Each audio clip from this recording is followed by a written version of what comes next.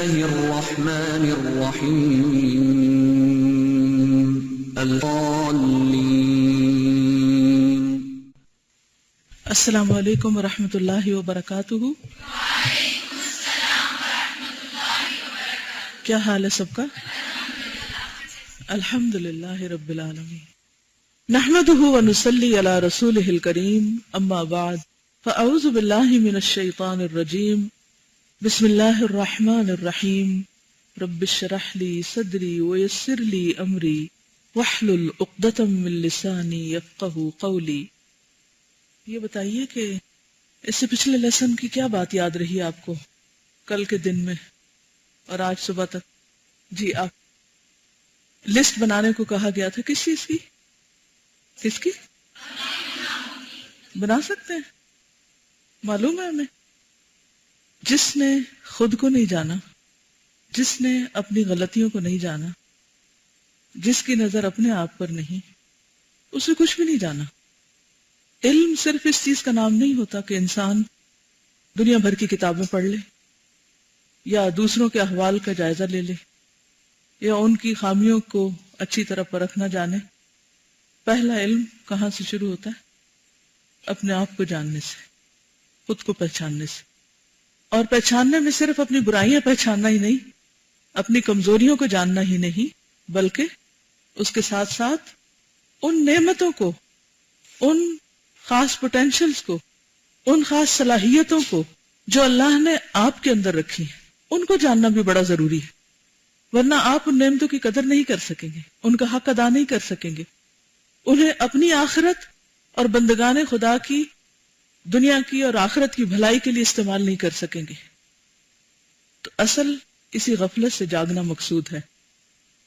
اور اسی وجہ سے یہ ایکسرسائز آپ کو دی گئی تھی کہ اپنی غلطیوں کی، اپنے گناہوں کی، اپنی کمزوریوں اور اپنی خامیوں کی لسٹ بنائی جائے. پھر کیا کیا اس کو بنا کے؟ اس کے بعد وجہ سوچی، کیونکہ من شرور انفسنا، غلطیوں اور گناہوں کی اصل بنیاد اور وجہ خود ہمارے اپنے اندر ہوتی ہے. کیونکہ اللہ سبحانہ وتعالیٰ نے ہمارے اندر خیر اور شر دونوں ہی رکھا ہے.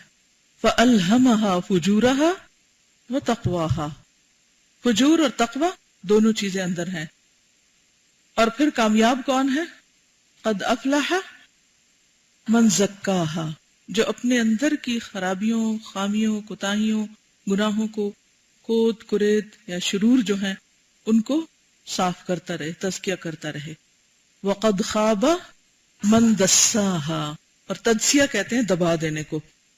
اور ناکام ہو گیا وہ جس نے ان خامیوں کو، ان گناہوں کو دبائے رکھا. دبائے رکھا کا مطلب یہ کہ وہ جب بھی پتہ چلا ان کے بارے میں توجہ نہیں کی اور ان کو وہیں کور کر دیا، اور پھر وہ بار بار اٹھ کے اوپر آتی رہی. ان کو کرید کے، کھود کے باہر نہیں نکالا، بلکہ وہیں پر ہی بس دبا دیا.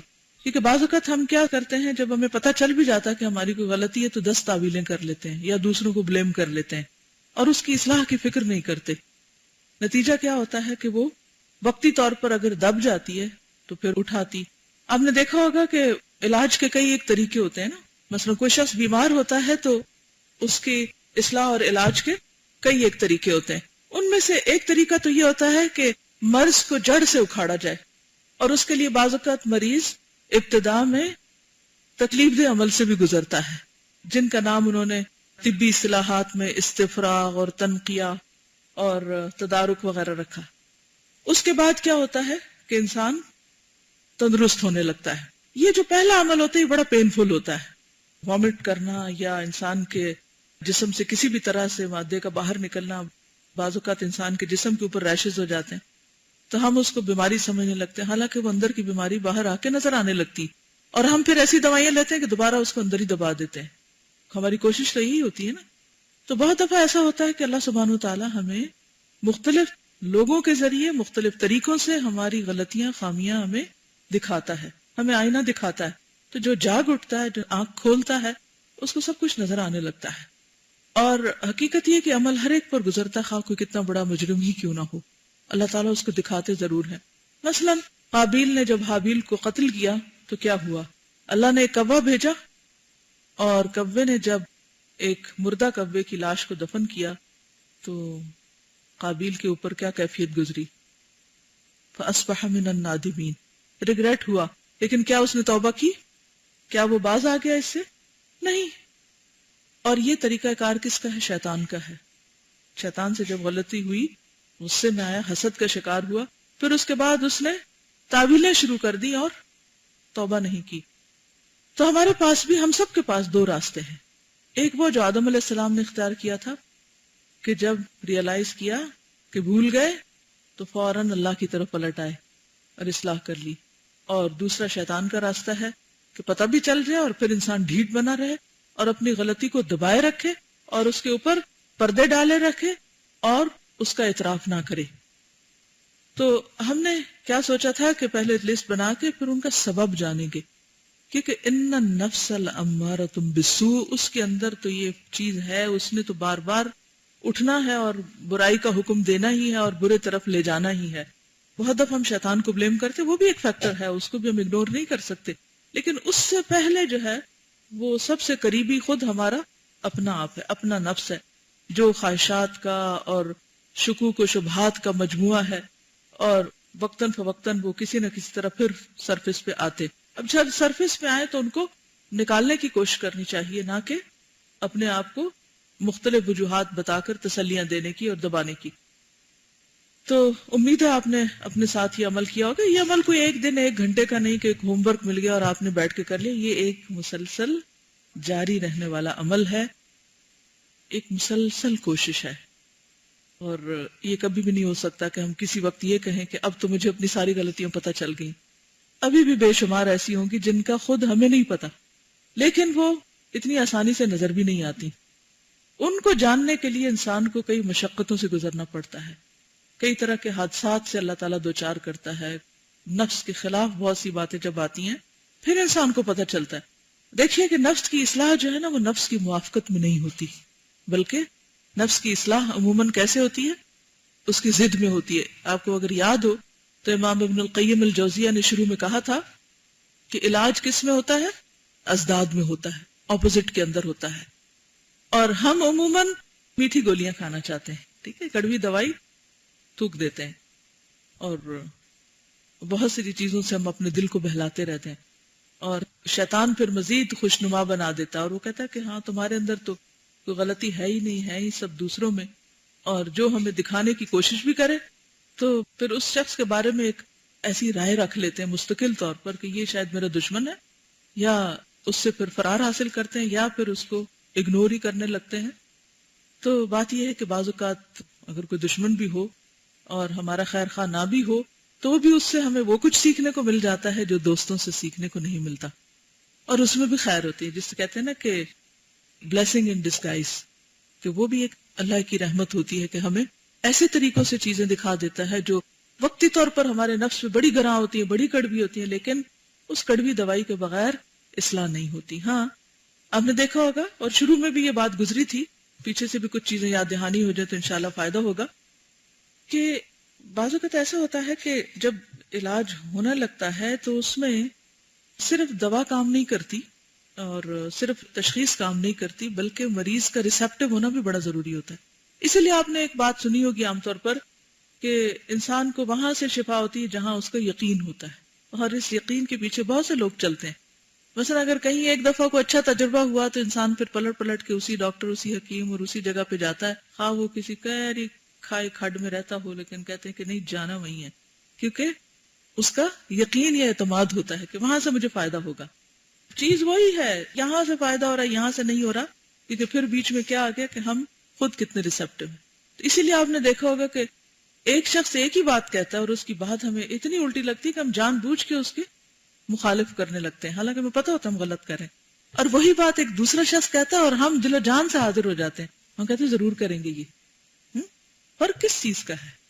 پھر وہی جو طبیعت کے موافق اور مخالف، کہ جب تک ہمارے اپنے اندر وہ قبولیت نہیں ہوگی یا ہمارا اپنا اندر ریسیپٹیو نہیں ہوگا مختلف حقائق کو جاننے کے لیے، تو اس وقت تک بات نہیں بنے گی۔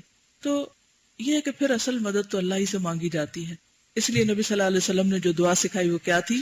وَنَعُوذُ بِاللَّهِ وَنَعُوذُ بِاللَّهِ مِن شُرُورِ أَنفُسِنَا وَمِن سَيِّئَاتِ أَعْمَالِنَا مَن يَهْدِهِ اللَّهُ فَلَا مُضِلَّ لَهُ وَمَن يُضْلِلْهُ فَلَا هَادِيَ لَهُ. تو پھر اصل رجوع اور انابت اور مدد اور استعانت اور دعا اسی سے کرنی ہے. وہی اول، وہی آخر، وہی مبدا، وہی منتہا. اسی نے پیدا کیا، اس سے بڑھ کے کوئی نہیں ہمیں جانتا. اس لیے اپنے نفس کے خلاف، یہ بھی اینمی ہے اندر. باہر کے اینمیز تو نظر آتے ہیں، یہ اینمی ہے ہمارے اپنے اندر. اس اینمی کے خلاف ہم خود میں کوئی طاقت نہیں رکھتے، پھر اللہ کی مدد چاہیے کہ ہم اس پر قابو پا لیں. اور جو شخص اس پہ قابو پا لیتا ہے، اس کا مقابلہ کر لیتا ہے، وہی دراصل طاقتور ہو جاتا ہے.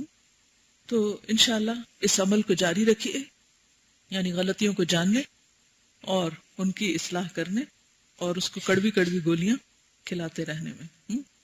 اور اس کا حل یہی ہے کہ جب کسی چیز کو غلط کام کرنے کو دل چاہے تو پھر کیا یاد کرے؟ سزا. آپ بیچ میں کھڑے ہیں، ٹھیک ہے، ایک طرف آپ کا نفس ہے، دوسری طرف سزا ہے. نفس کہتا ہے آ جاؤ ادھر، یہ غلط کام کر لو، اور جب سزا یاد آتی ہے تو کہتا ہے نہیں مجھے نہیں کرنا. پھر دو میں سے ایک چیز غالب آ جاتی، یا احساس تکلیف غالب آتا ہے یا پھر نفس کی خواہش غالب آتی. تو اپنے آپ کو خود جانتے رہا کریں، اپنے آپ کو خود پہچانا کریں کہ کیا غالب آیا، کون سی چیز مجھ پہ قابو پا گئی. تو کمزور ہے وہ جس کا نفس اس پہ غالب آ جائے، اور عقل مند ہے وہ جس کو آخرت کی سزا اور پکڑ کا احساس اسے برے کاموں سے روک دے. جی سوال کیجیے. کبھی ایسا ہوتا ہے کہ ہمارا نفس ہمیں شر پہ آمادہ کرتا ہے تو ہم اس کی اصلاح کی کوشش کرتے ہیں، اللہ سے مدد مانگتے ہیں، یا جو ہم نے پہلے پڑھا لکھا سنا ہوتا ہے وہ ہمیں یاد کراتا ہے تو ہم اصلاح کر لیتے ہیں، تو ایسے لگتا ہے اللہ تعالیٰ کی توفیق ہمیں مل گئی ہے. لیکن کبھی ایسے ہوتا ہے کہ ایسے نہیں ہوتا اور ہم اپنے نفس کا شکار ہو جاتے ہیں، تو پھر ہم سے توفیق چھن جاتی ہے. نہیں، وہ پھر انسان کا کوئی نہ کوئی گناہ یا کوئی کوتاہی یا غفلت یا سستی یا کوئی بھی جہالت اس کی غالب آ جاتی ہے، تو اس کے لیے پھر اللہ سے استغفار اور توبہ، اور انسان کو پھر بھی پتہ چل جاتا ہے کہ میں ہار گیا ہوں، تو وہاں پھر انسان رو کے اللہ کی طرف پلٹے کہ اللہ میں بہت کمزور ہوں، آئندہ ایسی سچویشن میں آپ نے مجھے سنبھالنا اور یہ توفیق مجھ سے نہ چھینے. یہ جو اس کی توفیق ہے یہ بھی اس کی نعمتوں میں سے بہت بڑی نعمت ہے، کیونکہ انسانوں کے لیے وہ چیز پھر آسان کر دیتا ہے، کیونکہ اللہ ہی آسان کرتا ہے تو آسان ہوتی ہیں، ورنہ نفس اتنی سخت چیز ہے کہ اس کے آگے انسان کے لیے اس کو چھوڑنا اور اس کے اوپر غالب آنا ایک واقعی مشکل ترین عمل ہے. جی السلام علیکم ورحمۃ وعلیکم اللہ. السلام. میں نے یہ سیکھا ہے ان چیپٹرز سے کہ قلب پر گناہوں کا اثر زہر کی طرح ہوتا ہے، اور اگر توبہ کر کے صفائی نہ کی جائے اور پرہیز نہ کیا جائے تو یقیناً نتیجہ نکلتا ہے دنیا اور آخرت کی عقوبات کی صورت میں. اور پھر یہ کہ اصل خرابی کا منبع پھر قلب ہی ہے، جیسے کہ قرآن میں آتا ہے نا، یوم لا ینفع مال ولا بنون الا من اتى اللہ بقلب سلیم. تو قرآن بھی قلب پر نازل ہوا تھا آپ صلی اللہ علیہ وسلم کے، اور قلب کی درستگی سے سوچ درست ہوتی ہے، اور سوچ درست ہونے سے اعمال درست ہوتے ہیں، اور نتیجہ یہ نکلتا ہے کہ انسان دنیا اور آخرت کی عقوبات سے بچ جاتا ہے.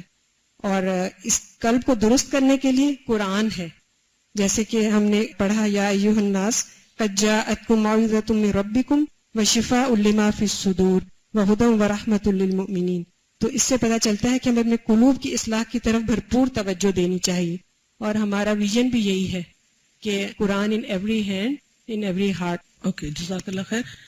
پھر یہ کہوں گے کہ قرآن شفا ہے، لیکن اگر آپ ریسیپٹیو نہیں ہیں اور آپ کا ایمان وہ نہیں ہے اور اس طرح نہیں لے رہے جس یقین کے ساتھ لینا چاہیے، اور پھر اگر شکوک و شبہات قرآن پر یا صاحب قرآن کے بارے میں یا دین کے کسی بھی پہلو کے بارے میں موجود ہیں، تو پھر وہ اچھی سے اچھی دوا جس طرح انسان کے لیے فائدہ مند نہیں ہوتی، اسی طرح کچھ لوگوں کو قرآن اس طرح پھر فائدہ نہیں دیتا.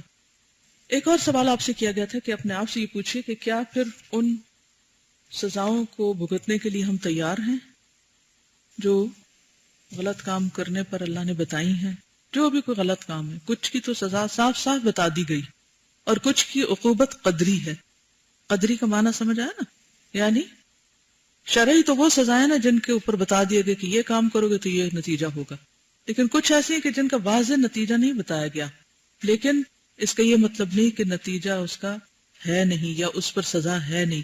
وہ ضرور ہے، لیکن انسان یہ سوچ کے کہ اچھا دیکھا جائے گا، اللہ غفور الرحیم ہے، گویا وہ توبہ نہ بھی کریں تب بھی توبہ قبول کر لیتا ہے، تو اس طرح انسان پھر ڈھیلا پڑ جاتا ہے اور مشکل کا شکار ہوتا ہے۔ چلیے آج دیکھتے ہیں مزید، چونکہ اسی سلسلے کی آگے کڑی ہے کہ جب گناہ انسان کرتا ہے تو پھر اس کے اثرات اس پر کیا ہوتے ہیں۔ فصل نمبر 62، دل پر گناہ کے اثرات۔ دل پر گناہ کے اثرات۔ بعض اوقات ظلم ہم کسی پہ کرتے ہیں، اس کو تو تکلیف پہنچتی ہے، لیکن صرف یہ یک طرفہ عمل نہیں ہوتا، وہ باؤنس بیک ہوتا ہے، اس کا دوسرا حصہ خود کہاں آ پڑتا ہے؟ انسان کے اپنے دل پر۔ بعض اوقات تو ہاتھ سے مارے ہاتھ پہ بھی چوٹ لگ جاتی، لیکن ہاتھ کی چوٹ سے زیادہ دل کے اوپر اثر آتا ہے۔ معاصی اور گناہوں پر اللہ تعالیٰ نے جو عقوبتیں اور سزائیں مقرر فرمائی ہیں ان پر غور کیجئے۔ عقوبات اور عقوبات کے اسباب پر کامل نظر ڈالیے، پوری نظر، ایسے ادھوری نہیں اچٹتی۔ یعنی گناہ اور گناہ کے سبب، یہ دو کام ہے کرنے کے، کہ سزائیں کیا اور ان سزاؤں کی وجہ کیا ہے۔ عقوبات کیا ہیں؟ سزائیں، اور ان کے اسباب، ریزن کیا ہے۔ پھر ان چیزوں کے پیش نظر اپنے کو ترک معاصی کی طرف بلائیے، سزا کو سامنے رکھ کر گناہ چھوڑنے کا سوچے۔ میں یہاں صرف چند چیزوں کی طرف تمہیں توجہ دلاتا ہوں۔ کسی عاقل اور دانش مند نے اگر ان میں سے صرف چند چیزوں کو بھی سمجھ لیا تو یہ اس کے لیے بہت کافی اور وافی ہے، یعنی کفایت کر جائے گی، کام چل جائے گا۔ اول، نمبر 1، معاصی اور گناہوں کا اثر یہ ہوتا ہے کہ انسان کے دل اور کانوں پر محرومی کی مہر لگ جاتی ہے، آنکھوں پر پردے پڑ جاتے ہیں، دلوں پر قفل یعنی لاک لگ جاتے ہیں، دل مختلف قسم کے دبیز یعنی تھک پردوں میں دب جاتے ہیں، ایک کے اوپر ایک پردہ پڑ جاتا ہے، اور زنگ آلود ہو جاتے ہیں، رسٹڈ۔ دل اور آنکھیں مقلوب یعنی الٹ اور معکوس ہو جاتی ہیں، مقلوب و معکوس ایک ہی معنی یعنی الٹ جاتے ہیں، اور جب دل الٹتا ہے تو پھر اس کے اندر حق نہیں جاتا، خیر اور بھلائی کی بات نہیں جاتی۔ بالکل ایسے ہی جیسے اگر آپ کسی گلاس کو سیدھا رکھنے کی بجائے الٹا رکھے تو اس کے اندر کوئی چیز نہیں جائے گی، یہ معنی ہے مقلوب کا۔ معاصی یعنی گناہ انسان اور اس کے قلب کے درمیان حائل ہو جاتے ہیں، یعنی گناہ جو ہے انسان اور اس کے دل کے درمیان حائل ہو جاتے ہیں، دل کی خبر نہیں رہتی پھر انسان کو، اور پروردگار عالم کے ذکر سے قلب کو غافل کر دیتے ہیں۔ کیا ہوتا ہے؟ گناہوں کی وجہ سے انسان کا دل غافل ہو جاتا ہے، کس سے؟ اللہ کے ذکر سے۔ گناہ بندے کو خود اپنی جان سے بھی غافل کر دیتے ہیں، انسان کو اپنا بھلا برا بھی پتہ نہیں چلتا۔ اللہ تعالیٰ گناہگار کے قلب کی تطہیر و صفائی ترک کر دیتا ہے، یعنی توفیق چھننے لگتی ہے۔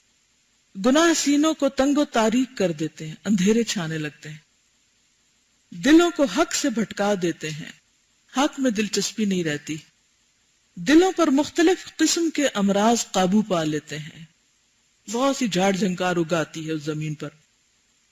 گناہ دلوں کو غلط راہ پر لگا دیتے ہیں اور دل ہمیشہ کے لیے معکوس اور مقلوب ہو کر رہ جاتے ہیں۔ فَلَمَّا زَاغُوا أَزَاغَ اللَّهُ قُلُوبَهُمْ، جب وہ ٹیڑھے ہوئے تو اللہ نے ان کے دلوں کو ٹیڑھا کر دیا۔ حضرت حذیفہ بن الیمان سے روایت ہے، القلوب اربعۃ، قلب اجرد فیہ سراج یظہر فذلک قلب المؤمن، وقلب اغلف وذلک قلب الکافر، وقلب منکوس فذلک قلب المنافق، وقلب تمدہ مادتان، مادۃ ایمان ومادۃ نفاق، وَهُوَ لِمَا غَلَبَ عَلَيْهِ مِنْهُمَا، علیہ کا عین یہاں مسنگ ہے، ٹھیک کر لیجئے۔ مسند احمد۔ قلوب یعنی دل، ہارٹس 4 قسم کے ہیں۔ نمبر 1، قلب اجرد، بے داغ دل، بے داغ، جس کے اندر چراغ کی روشنی چمکتی ہے، یہ مومن کا قلب ہے، ہر چیز نظر آ جاتی ہے، اچھا برا۔ جیسے اگر آپ اینک لگاتے ہو نا تو آپ نے دیکھا ہوگا کہ شروع میں خاص طور پر کیا ہوتا ہے، چھوٹی سی بھی کوئی چیز اگر شیشے پہ آ جائے تو انسان کو گھبراہٹ ہونے لگتی. پھر آپ نے کچھ لوگوں کو دیکھا ہوگا ان کی اینکیں گدلی میلی کیا کچھ ان پہ لگا ہوتا ہے، اور پھر بھی وہ اسی حال میں پہنے رکھتے ہیں، ان کو وہ نظر نہیں آتا، بادر ہی نہیں کرتی، وہ ملگجا پن بادر نہیں کرتا. تو اسی طرح مومن کا دل جو ہے اسپاٹ لیس ہوتا ہے.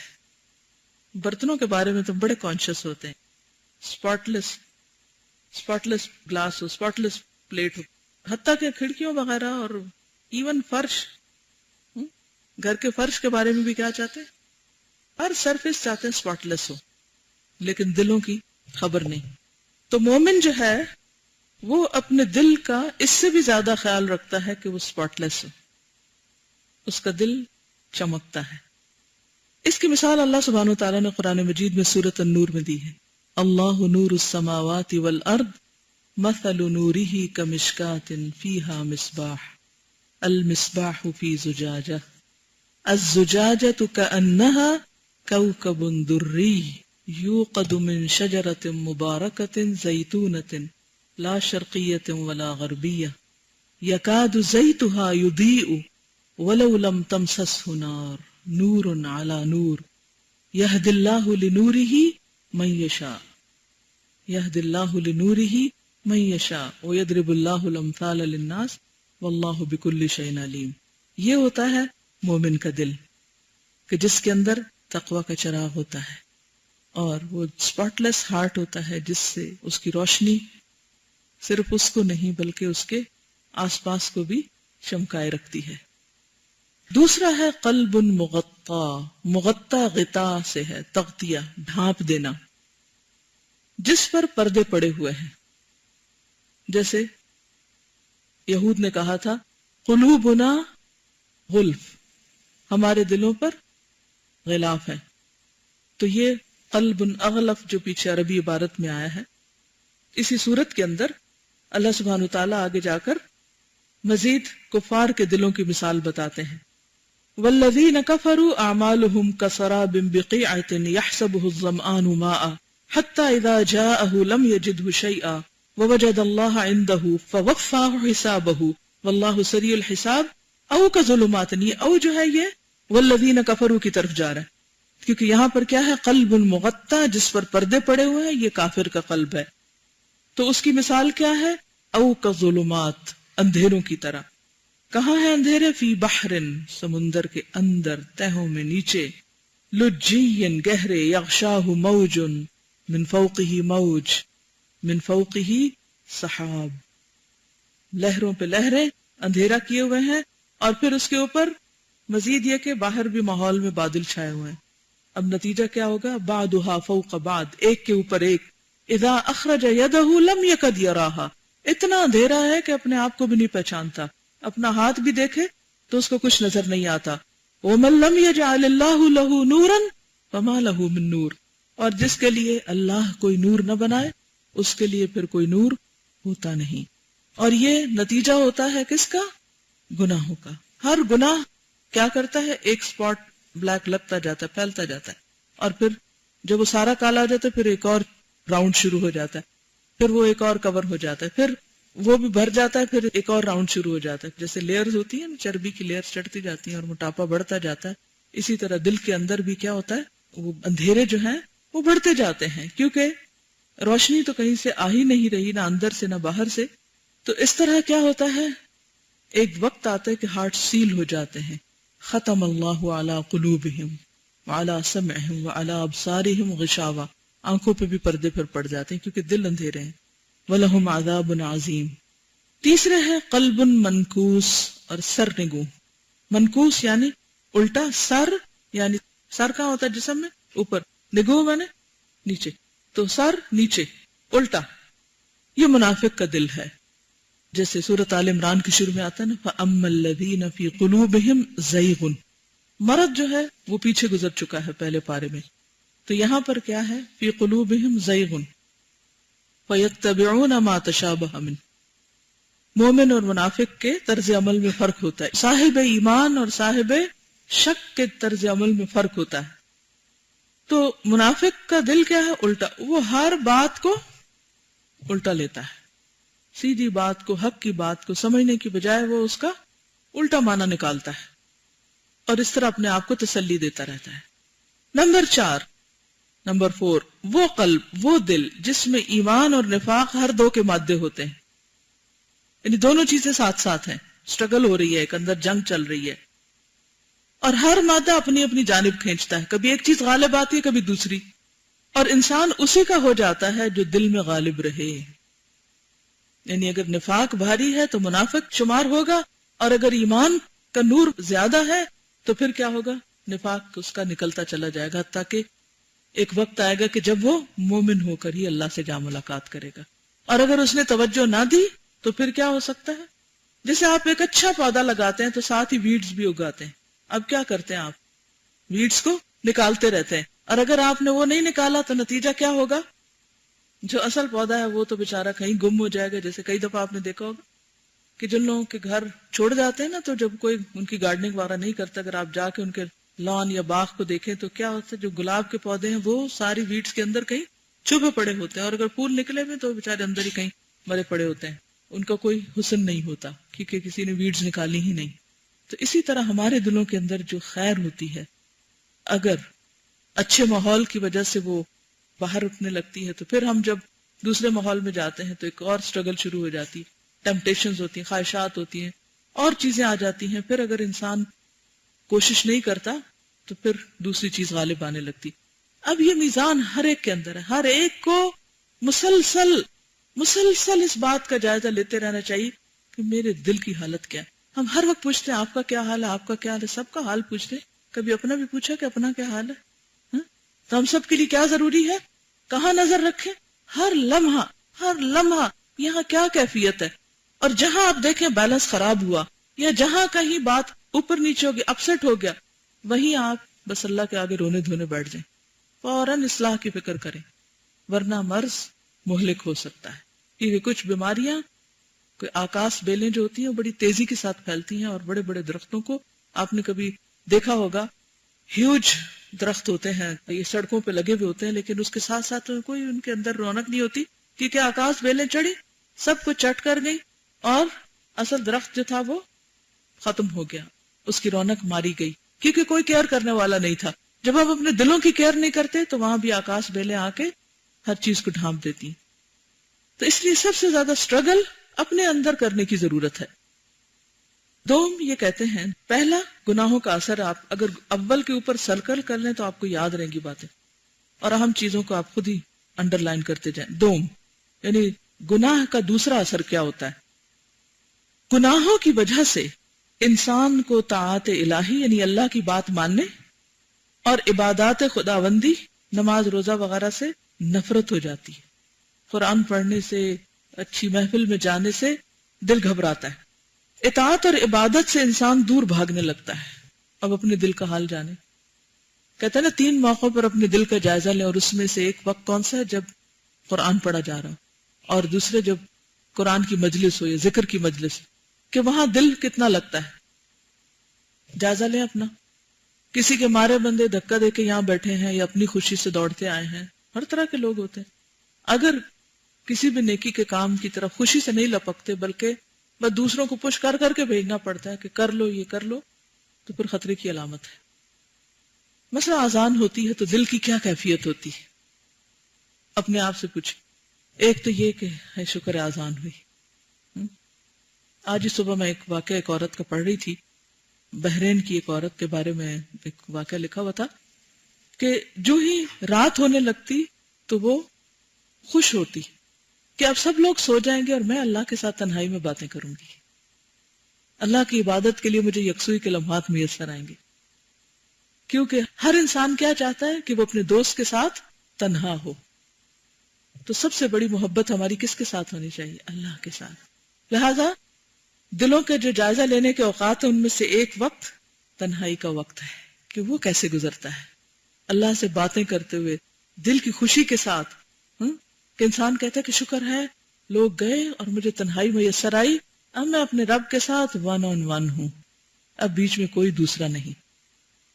اور پھر اس کے بارے میں لکھا ہوا تھا کہ کتنی خوشی کے ساتھ وہ تہجد کی نماز پڑھتی اور عبادت کرتی اور اللہ کا ذکر کرتی، اور کس اچھے طریقے سے پھر اس کی ڈیتھ ہوئی۔ مجھے یاد ہے کہ ابھی جو رمضان کا دورہ قرآن گزرا ہے، اس میں الحمدللہ کچھ بچوں نے پورا دورہ قرآن سنا، اور کس طرح یہ میں سمجھتی ہوں ان کی ماؤں کا کمال تھا، ہمارا کچھ نہیں۔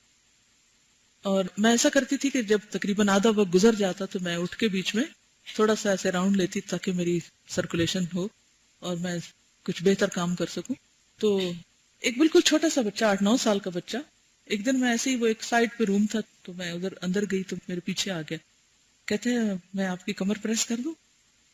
تو میں نے پیار سے کہا کہ نہیں، میں ٹھیک ہو جاؤں گی، ابھی میں نے خود ہی تھوڑی سی ایکسرسائز وغیرہ کی، اسٹریچز کیے، تو کہتے نہیں آپ مجھے تھوڑا سا کرنے دیں۔ آپ یقین کریں اتنے ایکسپرٹ ہاتھ تھے اس کے۔ پھر میں نے کہا یہ ماں ہی کی تربیت ہے۔ اچھا، پھر ہر روز جب میں ادھر جاتی تو میرے پیچھے آ جاتا ہے۔ اتفاق سے چھٹیاں تھی، سمر ویکیشن تھی، تو روزانہ ماں کے ساتھ آتا۔ اچھا، ایک دن شاید اس کا اسکول کھل گیا یا کیا ہوا، وہ نہیں آ سکا، تو اپنی امی کو کہتا ہے آج ان کو کون دبائے گا؟ تو اب یہ ہے کہ اس کے دل میں یہ کیئر، یہ خیال اتنے سارے لوگوں میں سے اس کے دل میں کس چیز نے ڈالا؟ اس مجلس نے نا، جس میں اللہ کی کتاب پڑھی جا رہی تھی۔ اور وہ کیا تھا، ماں بیٹھتی اور چونکہ گھر میں وہ اکیلا تھا تو وہ لا کے ساتھ بٹھا لیتی۔ تو ہم عام طور پہ بچوں کو اگنور کر کے گزر جاتے ہیں کہ بچے انہوں نے کیا سیکھنا ہے، لیکن ایسی تربیت، اور آپ یقین کریں کہ اگر آپ بچوں کے ساتھ بات کریں گے انشاءاللہ، میں نہیں کہتی کہ سارے بچے مان جائیں گے، لیکن بہت سے بچے مان جائیں گے، اور آپ ان کو لے کے پیچھے کسی ایسی جگہ پیار سے بیٹھیں، شروع میں ان کو کچھ ان کی پسند کی چیز دے دیں، کوئی کلرنگ، کوئی اسکربلنگ، کچھ کرنے کے لیے دے دیں، اور اس کے بعد میں جب دیکھتی تو بعض اوقات بچوں کا ایک گروپ پیچھے بیٹھا ہوتا تھا مسجد میں، اور وہ لوگ کام کر رہے ہوتے تھے اور ساتھ ساتھ پورا سن رہے تھے۔ ایک دن میں نے دیکھا کہ ایک بڑا خوبصورت انویلپ میرے ٹیبل پہ پڑا، میں نے دیکھا تو اسے ایک بچی کا خط تھا۔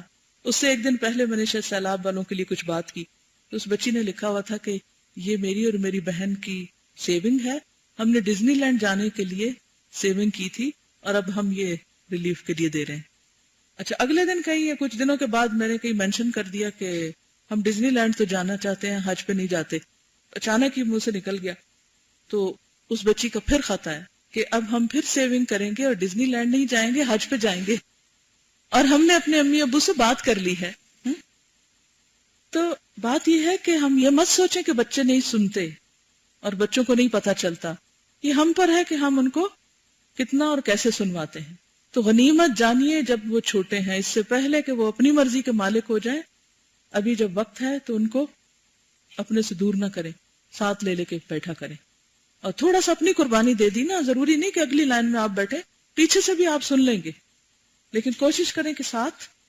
اور اگر وہ بہت بے چین ہو رہا ہو، ڈسٹرب کر رہا ہو، تو ایک آدھ دفعہ باہر نکل جائیں، پھر کچھ دنوں کے بعد آپ دیکھیں گے کہ تھوڑا تھوڑا کر کے سیٹل ہو جائے گا اور اس کو مزہ آنے لگے گا۔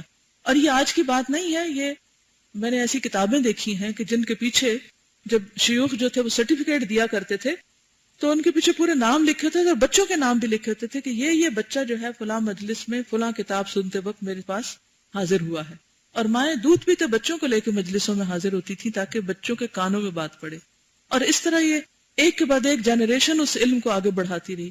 آج مائیں بہت خود غرض ہو گئی ہیں، وہ اپنے بارے میں تو سوچتی ہیں کہ ہم کچھ سیکھ لیں اور ہم کچھ کر لیں، اور وہ بچوں کی قیمت پہ سیکھتی ہیں، اور یہ ٹرینڈ ٹھیک نہیں ہے۔ بچوں کی قیمت پہ مطلب کیا کہ ان کو ٹوٹلی اگنور کر کے اور پھر صرف خود غرض ہو کے اپنے فائدے کی بات کرنا۔ اس میں یہ ہے کہ ان کو ڈسپلن کریں، کچھ وقت ان کا اور کچھ آپ کا، تو انشاءاللہ اللہ تعالیٰ کی مدد سے۔ اور پھر سب سے بڑی بات یہ کہ دعاؤں سے تقدیر بدلتی ہے، کسی بھی ایج میں بچے ہوں، میں یہی ایڈوائز کروں گی کہ اذان کے بعد دعا قبول ہوتی ہے، اس موقع کو ہاتھ سے نہ جانے دیں اور دعا کرتے رہیں۔ آپ دیکھیں گے کہ وہ دل جس دن کھلے گا تو اس میں سے بہت ساری خیر پھوٹے گی، کیونکہ اللہ سبحانہ وتعالیٰ نے قرآن مجید میں دلوں کی جو مثالیں دی ہیں، وَإِنَّ مِنَ الْحِجَارَةِ لَمَا يَتَفَجَّرُ مِنْهُ الْأَنْهَارُ وَإِنَّ مِنْهَا لَمَا يَشَّقَّقُ فَيَخْرُجُ مِنْهُ الْمَاءُ۔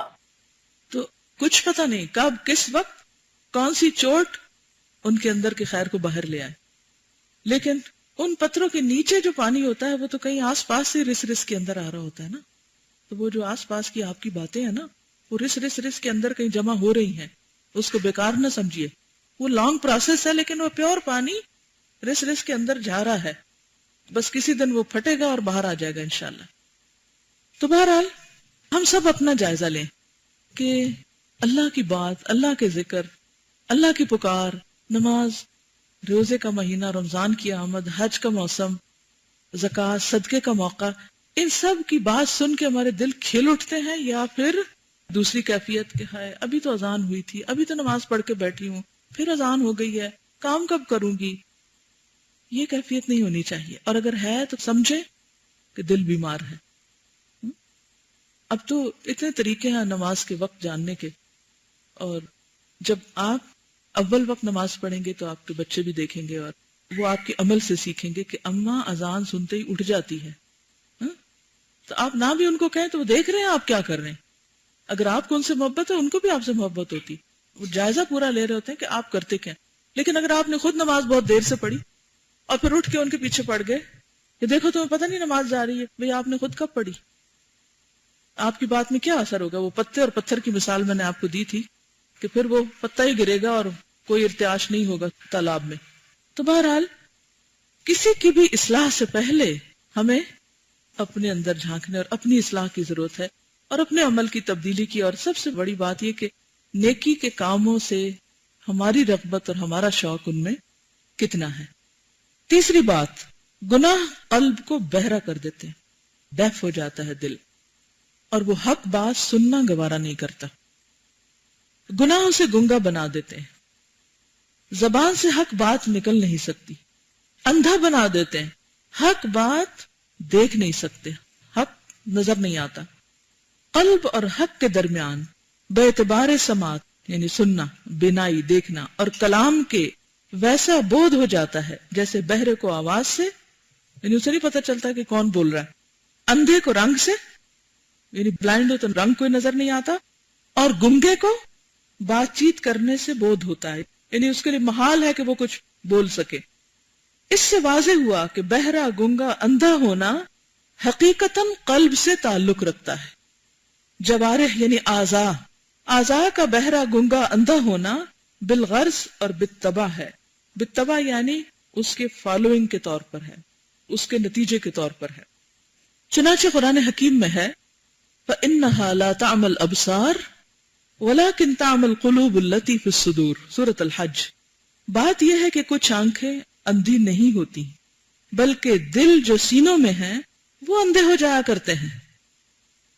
آنکھیں نہیں بلکہ دل. یہاں بصارت کی نفی سے حصے بصارت کی نفی قطعاً نہیں، یعنی دیکھ نہیں سکتے سے مراد یہ نہیں کہ آنکھیں نہیں دیکھتی، یہ سمپل ورڈز میں اس کا میننگ. خود اللہ تعالیٰ کا یہ ارشاد حصے بصارت کی نفی کے خلاف ہے. لیس علی الاعمی حرج، سورۃ النور 61. اندھے کے لیے کوئی مذائقہ نہیں. یہاں اعمی سے مراد بصارت حسی ہے، یعنی آنکھ کا دیکھنا ہے. اور یہ ارشاد عبس وتولی ان جاءہ الاعمی، محمد صلی اللہ علیہ وسلم اتنی بات پر چیں بچی ہوئے اور منہ موڑ بیٹھے.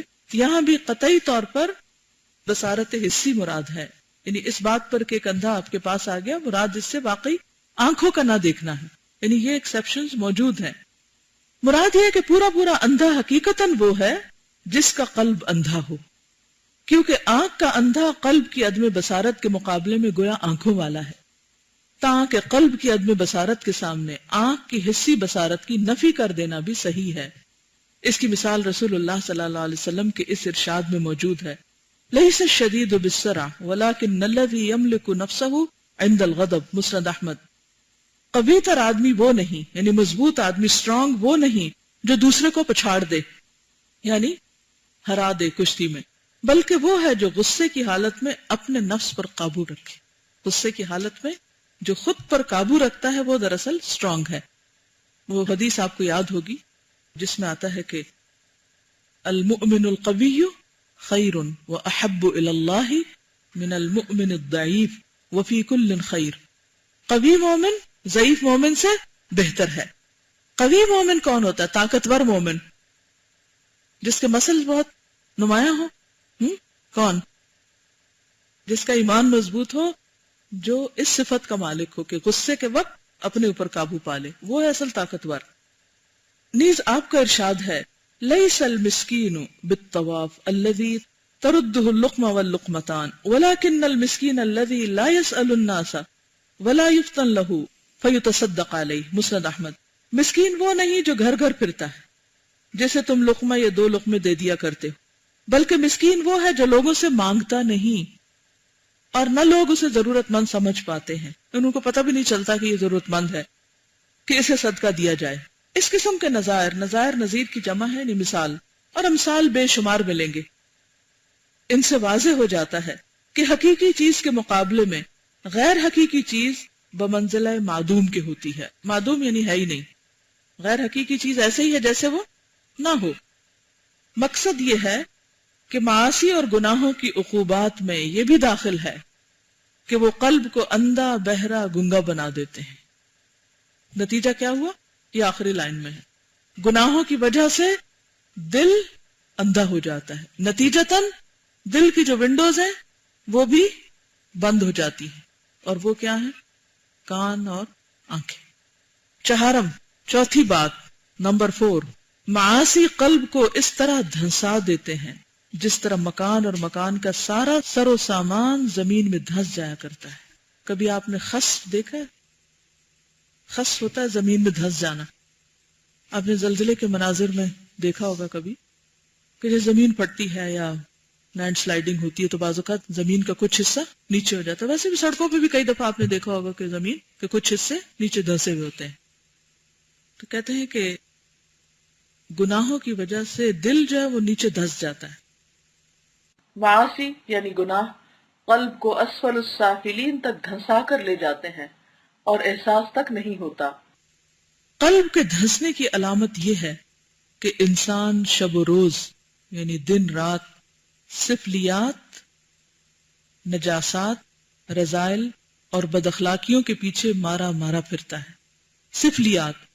سفلیات سفلی سے ہے وہ عمل جس میں خبیث ارواح سے مدد لی جائے، جادو وغیرہ کا کام۔ عام طور پر اس کے لیے آپ نے دیکھا ہوگا سفلی عمل دیواروں پہ لکھا ہوتا ہے، جادوگروں کی طرف سے جو اشتہار ہوتے ہیں اس پہ لکھا ہوتا ہے، یعنی شیطانوں سے مدد لے کے وہ جادو کرتے ہیں۔ تو سفلیات یعنی شیطان کی راہوں پہ چل رہا ہوتا ہے، یہ مراد ہے۔ نجاست سے کس کو کہتے ہیں؟ گندگی کو۔ رذائل رذیل سے، گھٹیا چیزیں، اور بد اخلاقیوں کے پیچھے مارا پھرتا ہے، برے کاموں میں اس کا انٹرسٹ بڑھ جاتا ہے۔ ایسا قلب جسے اللہ تعالیٰ رفعت دیتا ہے، رفعت بلندی، اور مقرب بارگاہ بنا لیتا ہے، یعنی اپنے قریب کر لیتا ہے، شب و روز خیر و فلاح، عالی امور، اچھے اعمال، بلند اخلاق و اقوال کے گرد گھوما کرتا ہے۔ یعنی 2 طرح کے لوگ ہوتے ہیں، کچھ لوگ گھٹیا باتیں سوچتے ہیں اور گھٹیا کاموں کے پیچھے جاتے ہیں، اور صرف وہ نفس کی خواہشات، جیسے کوئی کتا خواہشات پوری کرنے کے لیے مارا پھر رہا ہوتا ہے ایملیسلی، اسی طرح ان کی زندگی کا بھی ایم اور گول کیا ہوتا ہے؟ صرف خواہشات کی تکمیل، and that's it۔ اس کے برعکس کچھ لوگ اپنی ذات کے خول سے نکل کر دوسروں کے لیے سوچنا شروع کرتے ہیں اور مخلوق کی بھلائی اور مخلوق کے فائدے کے کاموں میں لگے رہتے ہیں، اور اس کے لیے دعائیں مانگتے ہیں، اور اس کے لیے منصوبے بناتے ہیں، اور اس کی خواہش اور تمنا رکھتے ہیں کہ کس طرح دنیا میں کچھ کر جائیں یا کسی کے لیے فائدہ مند بن جائیں۔ جیسا کہ بعض اسلاف کا قول ہے، ان هذه القلوب جوالۃ، یہ قلوب ہمیشہ گھومتے پھرتے ہیں۔ جوال کس کو کہتے ہیں؟ موبائل کو۔ عربی میں اگر آپ سعودی عرب جائیں گے نا تو جوال لکھا ہوگا اشتہاروں میں۔ فمنها ما يجول حول العرش، لیکن بعض عرش کے ارد گرد گھومتے پھرتے ہیں۔ کچھ دل وہ کہاں طواف کرتے رہتے ہیں؟ عرش کے گرد۔ عرش پر کون ہے؟ اللہ سبحانہ وتعالی۔ آپ نے دیکھو گے نا کہ جس سے انسان کو محبت ہوتی ہے انسان اس کے ارد گرد چکر لگاتا رہتا ہے۔ کعبہ سے محبت ہے کیونکہ اللہ نے اس کو اپنی طرف نسبت دی ہے، لہذا شوق میں چکر لگاتے ہیں، ورنہ کیا کام ہے، حاصل کیا ہے گھومنے پھرنے کا وہاں؟ کسی اینڈ آف دا ڈے کچھ ملتا تو نہیں، لیکن صرف اللہ کی محبت کا ایک سمبل ہے۔ تو کچھ دل عرش کے گرد چکر لگاتے رہتے ہیں، اللہ کو ڈھونڈتے رہتے ہیں، یا اللہ سبحانہ وتعالی کی طرف ہر وقت رغبت کرتے ہیں۔ وَمِنْهَا مَا يَجُولُ حَوْلَ الْحَشْ، اور بعض غلاستوں کے ارد گرد، گھٹیا چیزوں کے پیچھے. اب یہ کیسے نہیں انسان اپنے دل کا جائزہ لے کہ وہ کیا سوچتا ہے، ہر وقت کیا سوچتے ہیں. یہ آپ خود ہی کر سکتے ہیں اپنے ساتھ. اس پہ چیک بھی آپ خود ہی رکھ سکتے ہیں کہ آپ ہر وقت کیا سوچتے ہیں. بس جو کچھ آپ سوچتے ہیں نا ہر وقت، وہی وہ چیز ہے جس کے گرد آپ کا دل چکر لگا رہا ہے اور طواف کر رہا ہے. اور اللہ کے سوا، اللہ کو چھوڑ کر کوئی بھی دوسری چیز اس کی مخلوق میں سے جس کے گرد انسان کا دل چکر لگائے، وہ پھر کیا ہے؟ رذیل عمل ہے. لہذا اگر آپ چاہتے ہیں کہ اللہ کے مقرب بنے تو پھر کیا کرنا ہوگا؟ اپنے آپ کو اوپر اٹھانا ہوگا. اب آپ کے میں تو اوپر نہیں جا سکتی، وہ تو جانا ہی ہے ایک دن، لیکن دنیا میں رہتے ہوئے کہاں جئیں؟ آخرت میں، اللہ کی محبت میں. اب آپ دیکھیں کہ کچھ لوگوں کا دل گھومتا رہتا ہے کہ ایک اچھے گھر کا خواب دیکھتے رہتے ہیں، وہ ان کی زندگی کا ہم غم بن جاتا ہے. کچھ کے نزدیک کوئی ڈگری بن جاتی ہے، کچھ کے نزدیک کوئی اور چیز بن جاتی ہے. تو پھر کیا ہوتا ہے؟ ہر وقت اسی کے وساوس، فکر، پریشانی، وہی چیزیں بار بار دل میں چکر لگاتی رہتی، وہی خیال آ رہا ہے جا رہا ہے. اچھا خیال کیسا تھا نا، خیالات گھومتے پھرتے رہتے ہیں نا، کوئی سالڈ ساکت چیز نہیں ہوتی. اب کیا ہوتا ہے کہ وہ ایک کرنٹ آتا ہے پھر جاتا ہے، پھر دوسرا آتا ہے، پھر وہ ایک لہر آتی پھر جاتی ہے. جیسے سمندر کی لہریں ہوتی ہیں، دل میں بھی ایسی لہریں اٹھتی رہتی ہیں اور بار بار وہی چیز کی تکرار ہوتی رہتی ہے. اب آپ یہاں اپنے آپ کو چیک کریں کس چیز کی تکرار ہو رہی ہے، یہاں پر کیا بار بار آ رہا ہے؟ وہی آپ کا مرکز ہے، وہی آپ کا بت ہے، وہی وہ چیز ہے کہ جس میں آپ ملوث ہیں. اب اصل جہاد کیا ہے کہ دل کو یہاں سے کھینچ کے اٹھا کے عرش کے گرد لے کے جانا ہے. اور ایسا نہیں کہ یہ ناممکن ہو، عین ممکن ہے، لیکن آسان نہیں ہے. کہنا بہت آسان ہے، کرنا بہت مشکل ہے. اور یہی دراصل دل کی سخت جد و جہد اور محنت اور کوشش ہے. ان هذه القلوب جوالة فمنها ما يجول حول العرش ومنها ما يجول حول الحش. یہ قلوب ہمیشہ گھومتے پھرتے ہیں، لیکن بعض عرش کے ارد گرد گھومتے پھرتے ہیں اور بعض غلاستوں کے ارد گرد. پنجم، ففتھ، نمبر 5، معاصی یعنی گناہ قلب کو اس طرح مسخ کر دیتے ہیں، اس کی حلیہ بگاڑ دیتے ہیں، شکل بگاڑ دیتے ہیں، جیسے صورتیں مسخ ہوتی ہیں، پہچانا نہیں جاتا انسان. قلوب بھی مسخ ہو جایا کرتے ہیں. انسانی قلب حیوانی قلب کی صورت اختیار کر لیتا ہے، جانور کے دل کی طرح ہو جاتے ہیں. بڑا اہم جملہ ہے، اس کو نوٹ کر لیجئے. کیونکہ جانور کس میں جیتے ہیں؟ خواہشات میں. ان کا ہم و غم دو ہی ہوتے ہیں، یا کچھ کھانا یا اپنی نسل بڑھانا، دو ہم ہیں ان کے. تو انسانی قلب حیوانی قلب کی صورت اختیار کر لیتا ہے. اخلاق، اعمال، افعال یعنی ایکشنز، طبائع، طبیعتوں کے لحاظ سے جس جانور سے مناسبت ہو جاتی ہے اسی جانور کی صورت اختیار کر لیتا ہے. بعض قلوب مسخ ہو کر خنزیر کے قلب کی صورت اختیار کر لیتے ہیں. یعنی بعض لوگوں کے دل کس کی طرح ہو جاتے ہیں؟ خنزیر، پگ، اس کے دل کی طرح ہو جاتے ہیں. ان کے اندر خنزیر کی سی شدت اور خباثت پیدا ہو جاتی ہے، شدت اور خباثت. بعض قلوب مسخ ہو کر کتے اور گدھے، سانپ اور بچھو کی صورت اختیار کر لیتے ہیں. حقیقت یہ ہے کہ اخلاق اور عادات اور طبائع کے لحاظ سے صورتیں تبدیل ہوا کرتی ہیں. چنانچہ حضرت سفیان ابن عیینہ نے اس آیت کی یہی تعویل کی ہے، وَمَا مِن دَابَّةٍ فِي الْأَرْضِ وَلَا طَائِرٍ يَطِيرُ بِجَنَاحَيْهِ إِلَّا أُمَمٌ أَمْثَالُكُمْ، سورۃ الانعام 38.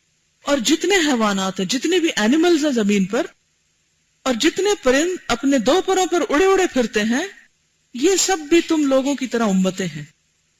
یعنی جیسے انسان ہے نا، اتنی قسموں کے پرندے یا جانور بھی ہیں، اور ہر انسان کے اندر کسی نہ کسی کی صفت آ جاتی ہے. وہ فرماتے ہیں کہ بعض قلوب درندوں کے اخلاق اختیار کر لیتے ہیں، بعض کتوں کے لالچی، بعض گدھوں کے بے وقوف احمق، بعض اپنے ظاہری لباس میں طاؤسی اخلاق اختیار کر لے. طاؤس کہتے ہیں مور کو، پیکاک. تو بعض لوگ صرف ظاہری اخلاق، اندر کچھ نہیں، اور اپنے خوشنما پروں پر ناچا کرتے ہیں. بعض گدھوں کی طرح بلید اور احمق ہوا کرتے، بلید بھی بے وقوف کو کہتے، بعض مرغ کی طرح انسانوں کو فائدہ پہنچاتے ہیں، مرغ اذان دیتا ہے، جگاتا ہے اور اس کا گوشت بھی کام آتا ہے، بعض کبوتروں کی طرح الفت اور انسیت کے خوگر ہوتے ہیں۔ کبوتر دو طرح کے تھے نا، بڑے کبوتر ہوتے ہیں اور آپ نے دیکھو کبوتر صرف آپس میں نہیں بلکہ جو ان کو پالتے ہیں ان کے ساتھ بھی ان کے بڑا انس ہو جاتا ہے، اور چھوٹے کبوتر بھی آپ نے دیکھے ہوں گے، لو برڈز کہتے ہیں ان کو۔ اب آپ دیکھیں کہ ان کے اندر الفت اور انسیت کے خوگر ہوتے ہیں، بس وہ وہی تلاش کرتے رہتے ہیں۔ بعض اونٹ کا سا کینہ رکھتے ہیں، کینہ کیا ہوتا ہے؟ بغض۔ بعض ایسے ہوتے ہیں جن میں سراسر خیر و فلاح ہوتی ہے اور وہ بکری کی صورت اختیار کر لیتے ہیں۔ بعض لومڑی کا اخلاق رکھتے ہیں، لومڑی کی صورت اختیار کر لیتے ہیں، اور ہمہ وقت آلویز لومڑی کسی مکاریاں کرتے ہیں، ان جیسی چالاکیاں کرتے رہتے ہیں، مکار، فریبی، دھوکہ باز۔ اللہ تعالیٰ نے جاہلوں اور گمراہ لوگوں کو کبھی گدھوں سے تشبیہ دی ہے، کبھی کتوں سے، کبھی دوسرے جانوروں سے۔ مثل الذین حملوا التوراۃ ثم لم يحملوها كمثل الحمار يحمل اسفارا۔ بعض اوقات قرآن پڑھ کر بھی لوگ گدھے ہی بنے رہتے ہیں، کیونکہ وہ اوپر تو ہے اندر نہیں ہے۔ کبھی یہ باطنی مناسبت اس قدر قوی اور مضبوط ہو جاتی ہے کہ اس کا اثر ظاہری صورت پر نمایاں ہونے لگتا ہے، یعنی شکل و صورت میں بھی وہ شباہتیں آنے لگتی ہیں، باڈی لینگویج جو ہوتی ہے اس میں بھی وہ چیزیں نمایاں ہونے لگتی ہیں، ہونٹوں کے بھیجنے کا انداز، منہ کو سکیڑنے کا انداز، آنکھیں اور اوور آل جسم کے جو ایکشنز ہیں ان میں وہی چیزیں نظر آنے لگتی ہیں۔ اور جسے کہتے ہیں نا فلاں تو اللہ میاں کی گائے ہے، اور اس چیز کو ارباب فراست خوب سمجھتے ہیں، یعنی جن کے اپنے دل روشن ہوتے ہیں وہ بڑی اچھی طرح انالائز کر لیتے ہیں۔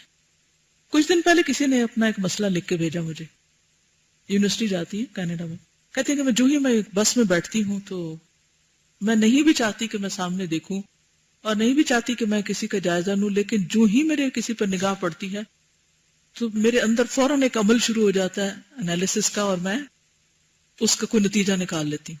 میں نے لکھا کہ آج صبح جب میں بیٹھی تو میرے سامنے دو لڑکیاں آپس میں بات کر رہی تھیں، اور صرف میں ان کی آواز نہیں سن رہی تھی، لیکن مجھے صرف ان کے انداز سے یہ پتا چلا کہ یہ کیا کیا کام کرتی ہیں۔ تو میں پھر اپنی نگاہ جھکا لیتی ہوں اور پڑھنے میں لگ جاتی ہوں، لیکن پھر میں مجبور ہو جاتی ہوں، جو ہی نگاہ اٹھاتی ہوں کسی کی طرف بھی دیکھتی ہوں پھر میری یہ کیفیت ہو جاتی ہے، میں اس سے کیسے نجات حاصل کروں۔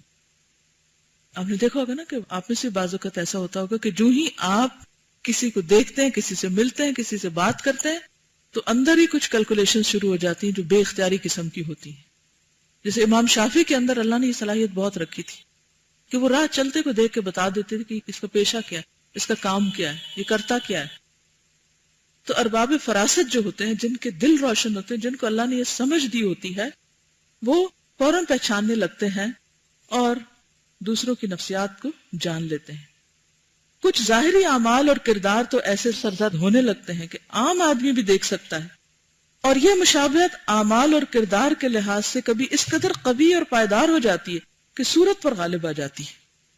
یعنی بعض اوقات تو تھوڑا بہت اثرات ہوتے ہیں، لیکن کچھ لوگ جو مسلسل یہ کام کرتے رہے، دھوکہ دیتے رہے، کچھ لوگ بچھو کی طرح ہر ایک کو ڈنگ مارتے رہیں، ہر ایک کو تکلیف دیں، تو وہ پھر کیفیات ان کے اوپر شدید قسم کی طاری ہو جاتی ہیں، اور حکم الہی کے مطابق ظاہری صورت بھی مسخ ہو جاتی ہے۔ یہ مسخ تام ہے، جیسا کہ یہود اور ان جیسے دوسرے لوگوں کے ساتھ اللہ تعالیٰ نے کیا، اور اس امت میں بھی بعض کو بندر اور خنزیر کی صورت میں مسخ کر دیتا ہے۔ وہ روایت تو آپ نے پڑھی ہوگی نا کہ جیسے حدیث میں آتا ہے کہ جو شخص نماز میں امام سے پہلے سجدہ سے سر اٹھا لیتا ہے، وہ ڈرتا نہیں اس بات سے کہ اللہ اس کی شکل کو گدھے کی طرح کر دے۔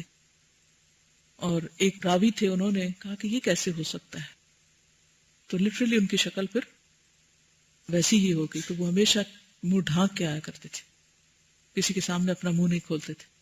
تو ایسا ہوتا ہے کہ کبھی کبھی اللہ تعالیٰ ایسی عبرت کی مثالیں انسان کو خود دکھا دیتے ہیں، لوگوں کے سامنے بھی لے آتے ہیں۔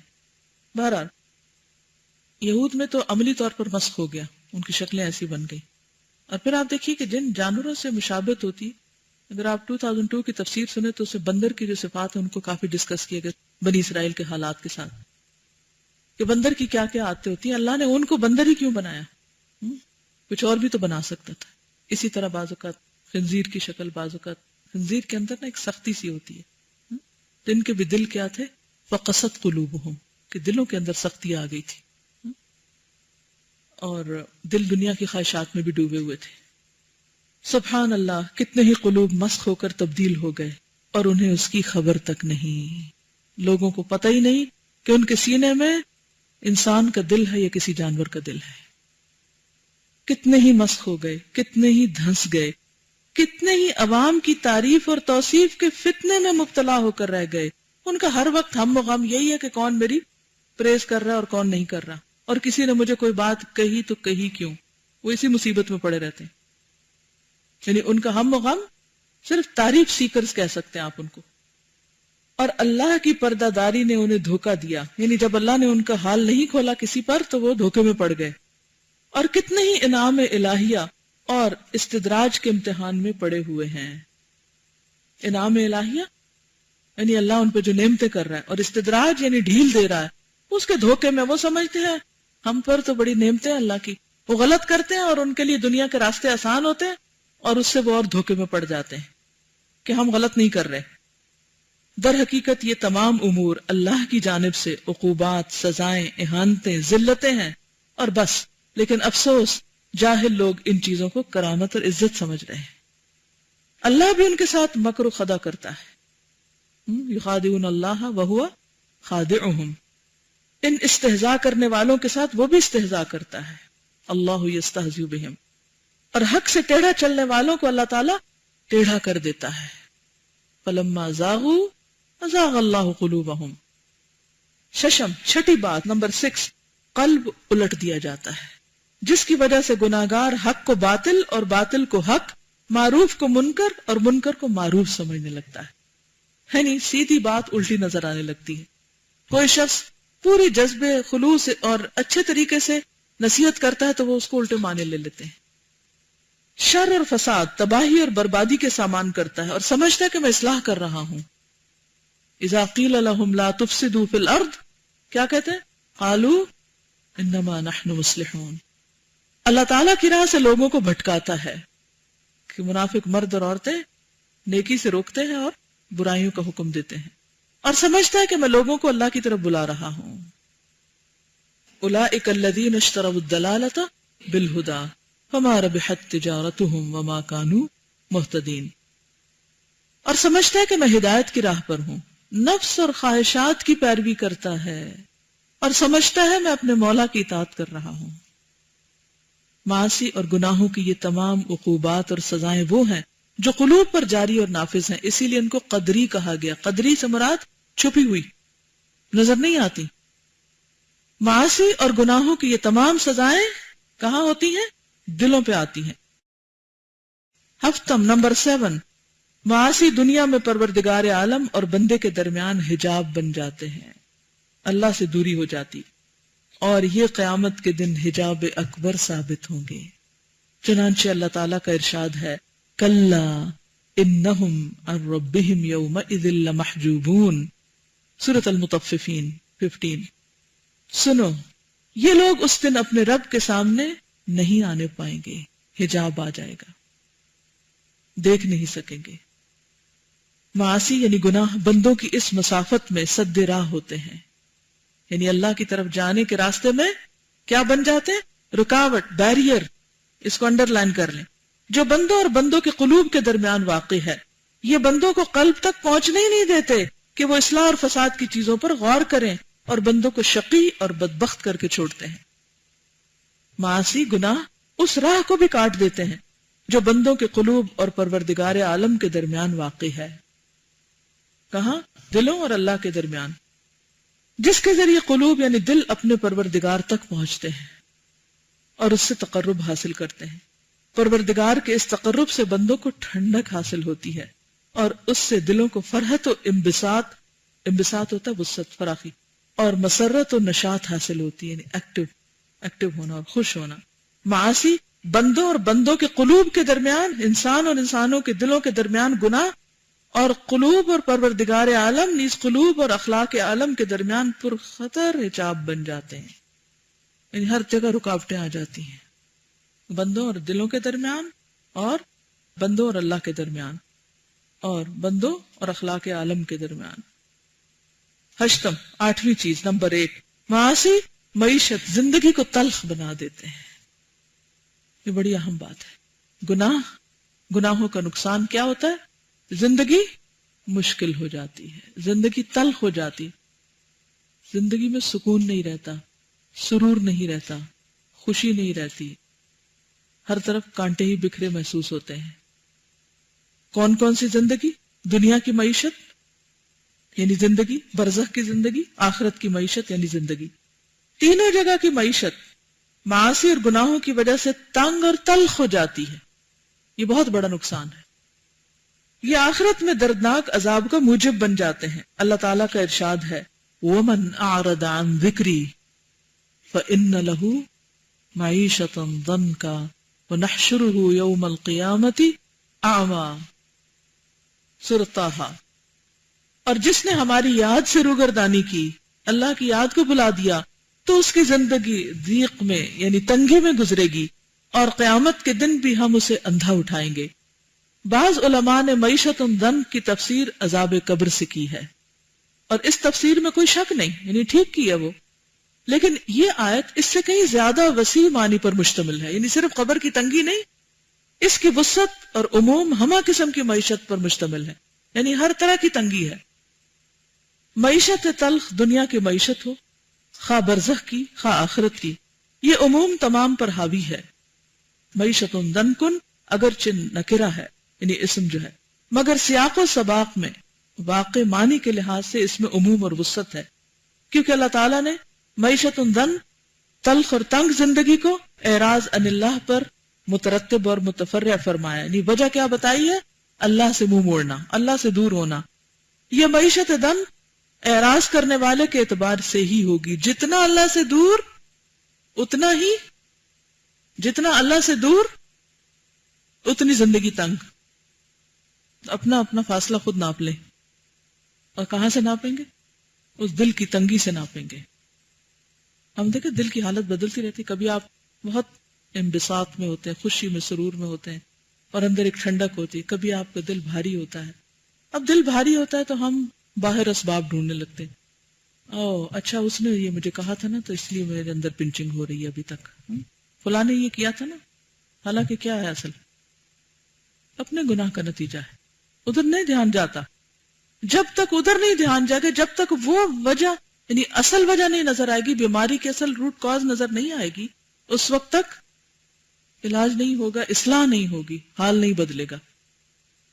بعض اوقات اللہ تعالیٰ دکھا دیتا ہے، بعض اوقات نہیں سمجھ آتی، تو اللہ سے مانگا کریں کہ اللہ مجھے دکھا دے. اور پھر بھی نہیں نظر آتا تو کثرت سے استغفار، صدقہ خیرات، اور کوشش کے ساتھ عجز و انکساری کا اظہار، کیونکہ اللہ کو وہ پسند ہے.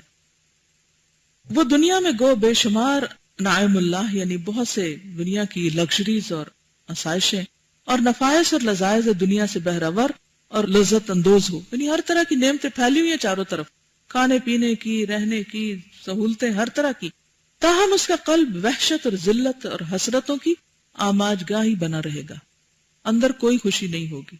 باہر ساری سہولتیں ہیں، گھر ہے، گاڑی ہے، ڈرائیور ہے، کھانا پینا وافر مقدار میں ہے، زندگی کی ہر سہولت میسر ہے، لیکن اندر حسرتیں ہیں. ہر وحشت، ہر ذلت، ہر حسرت قلب کے ٹکڑے کر رہی ہوگی. اندر ہی اندر دل کٹا جا رہا ہوگا. باطل تمنائیں اور آرزویں اور مختلف قسم کے عذاب اسی دنیا میں اس کے لیے موجود ہوں گے. اس کی یہ تمنائیں اور آرزویں شہوات یعنی خواہشات، عشق، حب دنیا، حب ریاست. حب ریاست کیا ہوتا ہے؟ عہدے کی طلب. حب امارت یعنی حب جاہ کے نشے میں مستور ہوں گی. یعنی کون سی تمنائیں ایسی ہیں جن کے پیچھے دوڑنے کی وجہ سے، جن کو پانے کی وجہ سے انسان کے دل کے ٹکڑے ہوتے رہتے ہیں اور دل پریشان اور غمگین اور دکھی رہتا ہے. وہ یہ بنیادی وجوہات ہیں. جب انسان ان پر قابو پا لیتا ہے تو ہی دلوں کو ٹھنڈک نصیب ہو سکتی ہے. اور اس میں آپ دیکھیے کہ سب سے آخر میں انہوں نے کیا رکھا ہے؟ حب عمارت. اگر آپ کو منہاج القاصدین یاد ہو تو اس میں انہوں نے کیا کہا تھا کہ انسان بہت سی محبتوں پہ قابو پا لیتا ہے، لیکن یہ جو بڑا بننے کی خواہش ہے نا، یا عہدے کی خواہش، یا اپنی ریکگنیشن کی خواہش، اس کو جڑ سے نکالنا بڑا ہی مشکل کام ہے. اور آپ نے دیکھا ہوگا کہ بہت سے لوگ اسی غم میں ملوث رہتے ہیں کہ ان کو کوئی خاص مقام کیوں نہیں دیا جا رہا، لوگ ان کی عزت کیوں نہیں کرتے، لوگ ان کی اتھارٹی کو کیوں نہیں مانتے، ان کو بڑا کیوں نہیں سمجھا جاتا، وہ کسی خاص کام کے لیے امیر کیوں نہیں بنائے گئے، ان کو کیوں نہیں چنا گیا، ان کو کیوں نہیں نامینیٹ کیا گیا. یہ ایک ایسی بیماری ہے کہ جب تک انسان کے اندر رہے گی، انسان کی حقیقی اصلاح، تزکیہ، تقوی آ ہی نہیں سکتا، اور دل کی تنگی اور رنج و غم اور الم دور ہو ہی نہیں سکتا. جب انسان کے اندر عاجزی آتی ہے، اس کے لیے میں ایک اپنے اندر ایکسرسائز کرتی ہوں عاجزی لانے کے لیے کہ میں کون ہوں. تو میں ایسے جیسے نماز کے بعد یا کبھی کبھی دن میں کسی نہ کسی وقت میں آنکھیں بند کر کے پوری گیلیکسیز کا ایک اپنے مائنڈ میں امیج لاتی ہوں. تو ابھی تک جو کچھ نون ہے، انسان دیکھی ہوئی چیز سے زیادہ سمجھ پاتا ہے. تو میں نے اپنے ڈیسک ٹاپ پہ ڈالی ہوئی ناسا کی ایک وجٹ. ناسا کا وجٹ جو ہے اس میں روز کوئی نہ کوئی ایسی تصویر آتی جو نئی نئی آتی. ایک تو ہم تصویریں دیکھتے رہتے ہیں نا گیلیکسیز کی اور ستاروں کی اور سیاروں کی، وہ نہیں، پرانی تصویریں دیکھ کے پھر دل کا حال وہی ہو جاتا ہے.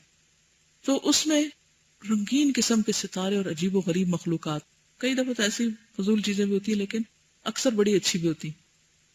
تو میں اپنے امیجنیشن میں ایسے نا سر کو گھماتی ہوں، اتنی بڑی کائنات، اتنی بڑی، اتنی میں کہاں، وہ ذرے سے بھی حقیر، وہ ایک طرف پڑی ہوں، اپنے آپ کو میں امیجن کرتی ہوں وہ ذرے سے حقیر چیز کہیں تو نظر بھی نہیں آ رہی. اچھا میں وہاں ہوں، اور یہ حقیقت ہے، میں وہاں بھی نہیں، اس سے بھی نیچے ہوں، کیونکہ پوری کائنات کے اندر جو کچھ اللہ نے تخلیق کیا اس کے مقابلے میں تو ہماری زمین بھی ذرے سے چھوٹی ہے. تو زمین پر میں کہاں ہوں؟ پھر میں سوچتی ہوں اللہ تعالیٰ آپ کے اتنے عبادت کرنے والے بندے، اتنے اچھے کام کرنے والے بندے جن سے آپ راضی، وہ آپ کے دوست، آپ سے قریب، میں کہاں؟ میں تو وہ دور.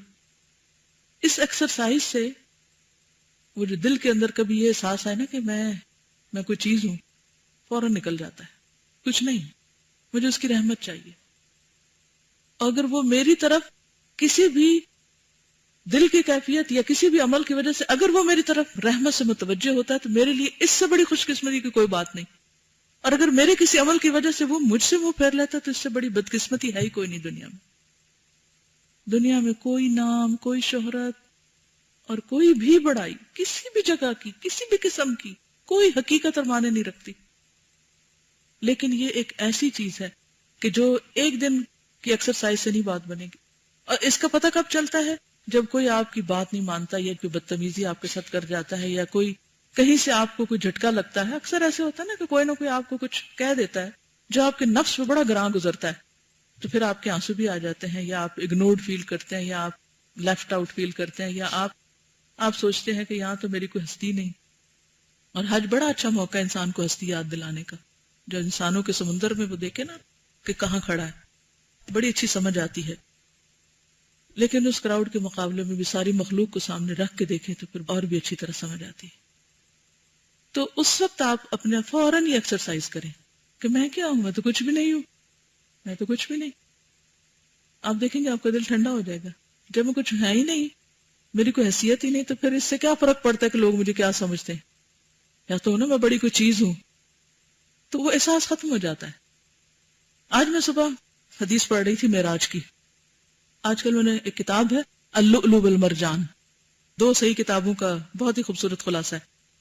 تو شاید پہلے بھی میں نے آپ سے ذکر کیا تھا کہ میں اپنی خاطر، ایک ہوتا نا پڑھانے کے لیے، ایک ہوتا اپنی خاطر، تو اپنی خاطر میں روزانہ قرآن کے کچھ حصے کے علاوہ میں حدیث کا مطالعہ کرتی ہوں، اور چاہے ایک حدیث ہو یا 2 ہو. آج میں جس وقت معراج کی حدیث پڑھ رہی تھی کہ کس طرح نبی صلی اللہ علیہ وسلم کے پاس جبریل آئے، آپ خود ہی روایت کرتے ہیں، اور سونے کے تست میں پیالے میں زمزم لائے اور اس سے آپ کے اندر کو صاف کیا، پاک کیا.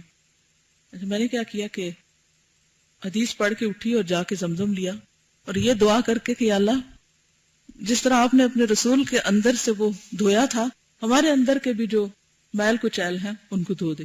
اس لیے شیئر کر رہی ہوں کہ شاید آپ بھی جب زمزم لیے تو آپ کو خیال آ جائے تو ہم اور دعائیں تو مانگتے ہیں, ذرا اپنے اندر بھی جھانک کے اپنے لیے بھی مانگ لیں. اچھا پھر کیا پڑھا کہ وہ جبریل ان کو لے کر گئے اوپر آسمان پہ, دروازہ ایک کھلا. سب سے پہلے آسمان پر آدم علیہ السلام تھے, پھر آگے گئے, پھر دوسرے آسمان پر عیسیٰ اور یحییٰ علیہ السلام تھے, پھر آگے گئے تیسرے آسمان پر یوسف علیہ السلام, چوتھے پر ادریس علیہ السلام تھے, پانچویں پہ ہارون علیہ السلام تھے, چھٹے پہ موسیٰ علیہ السلام تھے, ساتویں پہ ابراہیم علیہ السلام تھے. تو میں سوچنے لگی کہ اللہ تعالیٰ نے ان کو مختلف آسمانوں پہ کیوں رکھا اور سب سے قریب کس کو رکھا ہوا؟ کیوں؟ کیونکہ انہوں نے اپنے دل کو ہر دوسری چیز سے پاک کر لیا تھا نا اللہ کے سوا. واتخذ اللہ ابراہیم خلیلا. اصل عزت اور مقام اس کا یہ مطلب نہیں کہ باقی پیغمبروں میں نہیں تھا, لیکن وہ درجے ہوتے ہیں نا, پھر توحید کے بھی درجے ہیں اور اللہ کی محبت کے بھی درجے ہیں. تو اس حدیث نے ایک عجیب اثر میرے اوپر کیا کہ کس طرح اللہ سبحانہ وتعالیٰ نے ان درجوں میں رکھا. پھر نبی صلی اللہ علیہ وسلم کو سب سے اوپر لے گئے اور پھر آپ اللہ تعالیٰ سے ہم کلام ہوئے. کیا خوبی تھی آپ کی, ما زاغ البصر وما طغى, نگاہ ادھر ادھر ہوئی نہیں. کیا منظر, ہم کو کوئی وہاں لے جائے, ہم تو کہیں کسی بھی ذرا اوپر چھت پہ کھڑے ہو جائیں تو چاروں طرف کے نظارے میں کھو جاتے ہیں. اللہ کی عظمت بعد میں ہی آتی ہے دل میں. اور نبی صلی اللہ علیہ وسلم کا مقام کہ جب وہ آپ وہاں تشریف لے گئے تو ما زاغ البصر, ادھر ادھر کچھ بھی نہیں دیکھا, اپنے ہی مقصد پہ فوکسڈ. تو کچھ لوگ اس دنیا میں اسی طرح رہتے ہیں کہ وہ ان کو آس پاس سے کوئی دلچسپی نہیں, ان کے لیے سب سے اہم چیز ایک ہی ہوتی ہے کہ ان کا رب ان سے راضی ہو جائے. وہ ہر موقع سے یہ فائدہ اٹھانا چاہتے ہیں, وہ اپنی تعریف کو بھول جاتے ہیں اور اپنے مقام بھول جاتے ہیں اور اللہ کے قرب کے لیے کوشش کرتے ہیں, اور یہ ناممکن نہیں. اور اس سے پھر دل کے اندر وہ خوشی اور وہ ٹھنڈک نصیب ہوتی ہے کہ جیسے ابراہیم علیہ السلام نے اللہ کے بھروسے پر کہ جبریل بھی آ کے کہنے لگے کہ میں آپ کی کیا مدد کر سکتا ہوں, تو کہا حسبی اللہ و نعم الوکیل. تو جب وہ آگ میں کودے تو آگ بھی کیا ہو گئی, وہ معیشت دنکا نہیں تھی, وہ آگ نہیں رہی بلکہ باغ بن گئی. تو بالکل اسی طرح آپ کے حالات کتنے بھی تنگ ہو, مثلا اس وقت بڑی گرمی ہے اس ہال میں, کچھ لوگوں کو ٹھنڈک لگ رہی ہوگی, پھر بھی جیسے مجھے اس وقت مجھے گرمی کا احساس نہیں, آپ بھی ماشاءاللہ بہت سے لوگ سر ہلا رہے ہیں, خوشی سے مسکراتے ہوئے نظر آ رہے ہیں کہ گرمی کا احساس نہیں. کیوں؟ اس لیے کہ ہم آسمانوں پہ پہنچے ہوئے اس وقت. تو وہ کیفیت یہی ہوتی ہے کہ جب انسان کی زندگی میں اعلیٰ مقاصد ہوتے ہیں تو چھوٹی چھوٹی باتوں پہ الجھنا, رونا دھونا, شکوے شکایتیں, یہ فلانا یہ کر گیا, یہ کیوں نہیں ہوتا, اور سجیشن باکس کو شکووں سے بھرنے کے کام ختم ہو جاتے ہیں, کیونکہ ان کے پاس اتنے کام ہیں کہ پھر ان کو یہ نہیں یاد رہتا. وہ مشورہ اور سلوشن تو ضرور لاتے ہیں, وہ شکایتیں نہیں کرتے. اور کچھ لوگوں کا حال کیا ہوتا ہے کہ ہر وقت ان کے اندر کسی نہ کسی کے خلاف شکایت ابری رہتی, وہ دوسروں کو تکلیف دینے سے پہلے خود تکلیف میں ہے, وہ معیشت دنکا کا شکار ہے. اور جب آپ اس معیشت دنکا سے آپ باہر نکلتے ہیں نا تو آپ کو ٹھیک ہے بہت سی چیزیں غلط نظر آتی, تو آپ کا رویہ بدل جاتا ہے, آپ اصلاح کی طرف لپکنے لگتے ہیں, رونا دھونا پھر چھٹ جاتا ہے, پھر کڑنا ختم ہو جاتا ہے, دل کے ٹکڑے ہونے چھٹ جاتے ہیں, پھر قلب سلیم ہو جاتا ہے, وہ سلامت ہو جاتا ہے, پھر وہ اللہ کی محبت میں ڈوب جاتا ہے. تو بہرحال اور ہمہ اوقات اسے بدمست رکھتی ہوں گی, یعنی وہ اسی چکر میں رہتا ہے کہ میری بڑائی. اور وہ اگر شراب خور نہیں تو شراب کا نشہ نہ سہی, لیکن ان شہوات اور خواہشات اور تمناؤں اور آرزوؤں کا نشہ بجائے خود اس قدر خطرناک ہوتا ہے. یعنی نشہ صرف شراب کا نہیں ہوتا, شہوت کا بھی نشہ ہوتا ہے, خواہش کا, تمنا, آرزو. یہ اتنے خطرناک نشے, ایسی ڈینجرس ایڈکشن ہے کہ انسان کو اس سے کبھی افاقہ ہی نہیں ہوتا, جان چھٹتی نہیں. شراب خور کو تو کبھی نہ کبھی افاقہ ہو جاتا ہے, وہ تو نشے سے باہر آ ہی جاتا ہے, البتہ دنیا اور خواہشات کا نشہ اترنے ہی نہیں پاتا. یہ نشہ اس وقت اترتا ہے جب وہ موت کا پیالہ پیتا ہے. موت کا نشہ اس پہ سوار ہو کر اسے دنیا کی زندگی سے علیحدہ کر کے مردوں میں سلا دیتا ہے. پس معیشت دنک, تنگ زندگی, تلخ زندگی ہر اس آدمی کے لیے لازمی اور ضروری ہے. تنگ زندگی ہر اس آدمی کے لیے لازمی اور ضروری ہے. سوچئے اپنے اندر کو دیکھیے، جو ذکر الہی سے اعراض کرے اور پیغمبر خدا صلی اللہ علیہ وسلم نے جو کچھ پیش کیا ہے اس سے اعراض کرے. صرف قرآن سے نہیں، قرآن کے علاوہ سنت رسول صلی اللہ علیہ وسلم سے بھی. یہ معیشت ضنک یعنی تنگ تلخ زندگی دنیا میں لازمی ہے، نیز برزخ میں اور قیامت کے دن بھی لازم ہے. حقیقت امر یہ ہے کہ آنکھوں کو ٹھنڈک، قلب کو ہدایت، نفس کو اطمینان معبود برحق کے سوا ممکن ہی نہیں. اصل خوشی مل سکتی ہی نہیں کہیں. معبودان باطل سے سوائے پریشانی اور سراسیمگی کے کچھ حاصل نہیں. بندوں کے پیچھے دوڑیں گے تو سوائے پریشانی، پشیمانی اور مصیبت کے کچھ حاصل نہ ہوگا. بس جس نے ذات الہی سے ٹھنڈک نہ پائی اس کا نفس حسرتوں سے زخمی اور چور رہے گا. اس کو انڈر لائن کر لیں. جس نے ذات الہی سے ٹھنڈک نہ پائی اس کا نفس حسرتوں سے زخمی اور چور رہے گا. اللہ تعالی حیات طیب اور شیریں زندگی اسی کو عطا فرماتا ہے جو اس پر ایمان لاتا ہے اور اعمال صالحہ سے اپنے آپ کو مزین اور آراستہ کرتا ہے.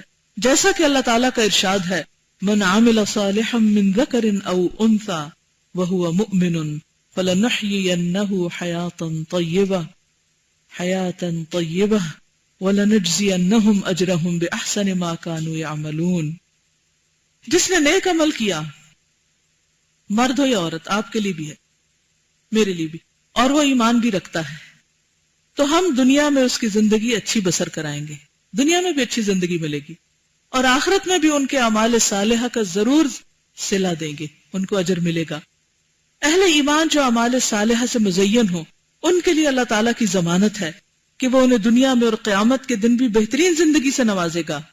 واقعہ یہ ہے کہ ایمان والے جو اپنے اعمال صالحہ سے خود کو مزین اور آراستہ کریں گے، ڈیکوریٹ کریں گے، میک اپ کریں گے، دونوں جہان میں بہترین زندگی گزاریں گے. ایسے ہی لوگ دونوں جہان میں زندہ اور کامیاب ہیں.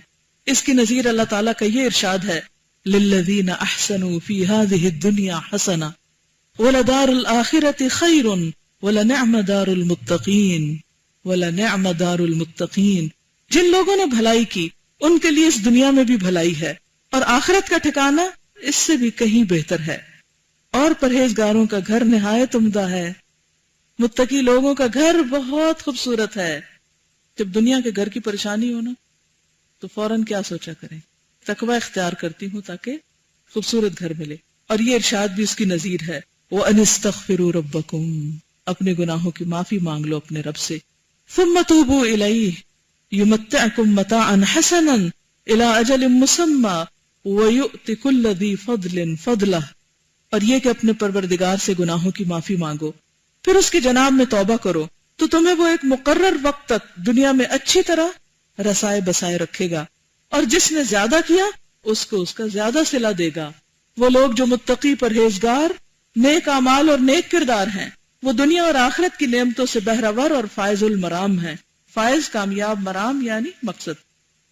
دونوں جہان میں انہیں بہترین زندگی حاصل ہے، کیونکہ نفس کی فرحت، سرور قلب، فرحت قلب، لذت قلب، ابتہاج قلب، رونق ابتہاج، طمانیت قلب یعنی دل کا اطمینان، انشراح قلب دل کا کھل جانا، شرح صدر ہونا، نور قلب، وسعت قلب، عافیت قلب سے وابستہ ہیں. اور یہ چیزیں اسی وقت حاصل ہوتی ہیں جب شہوات محرمہ، خواہشات مکروہہ اور شبہات باطلہ سے اجتناب اور احتراز کیا جائے.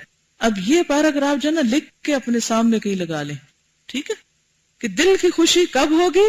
جب حرام شہوات چھوڑی جائیں گی، جب مکروہ خواہشات سے کنارہ کشی کی جائے گی، اور جو باطل شبہات سے اجتناب کیا جائے گا.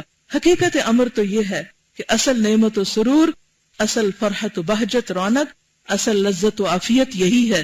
جسمانی لذت اور سرور اس کے مقابلے میں ہیچ، کم ترین اور سراسر ہیچ ہے. بعض عارفین سلف اور لذت آشنائے بادہ توحید کا قول ہے.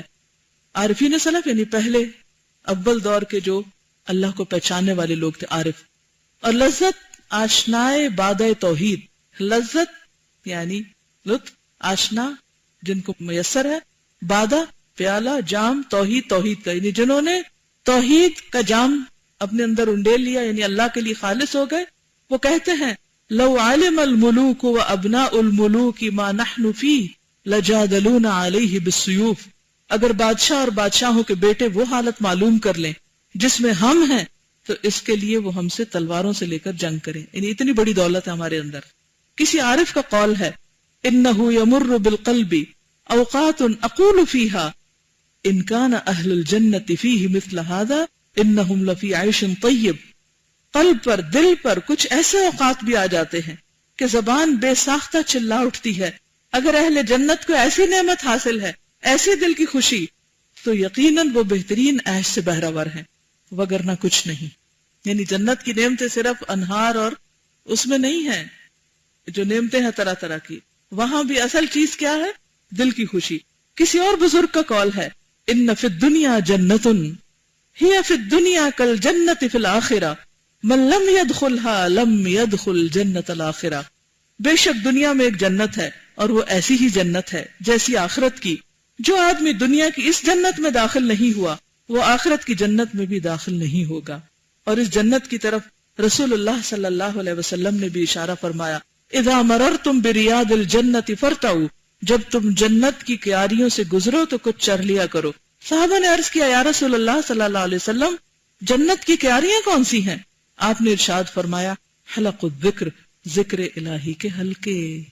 حلقے یعنی سرکلز، مجلسیں، جیسے ہم بیٹھے یاد کر رہے ہیں تو یہ کیا ہے؟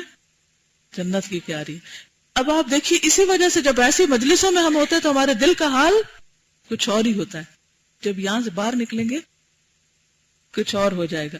تو اس لیے ایسی جنتوں میں جانا چاہیے اور پھر فائدہ اٹھانا چاہیے. یہ بھی آپ کا ارشاد ہے ما بین بیتی و منبری روضۃ من ریاض الجنہ.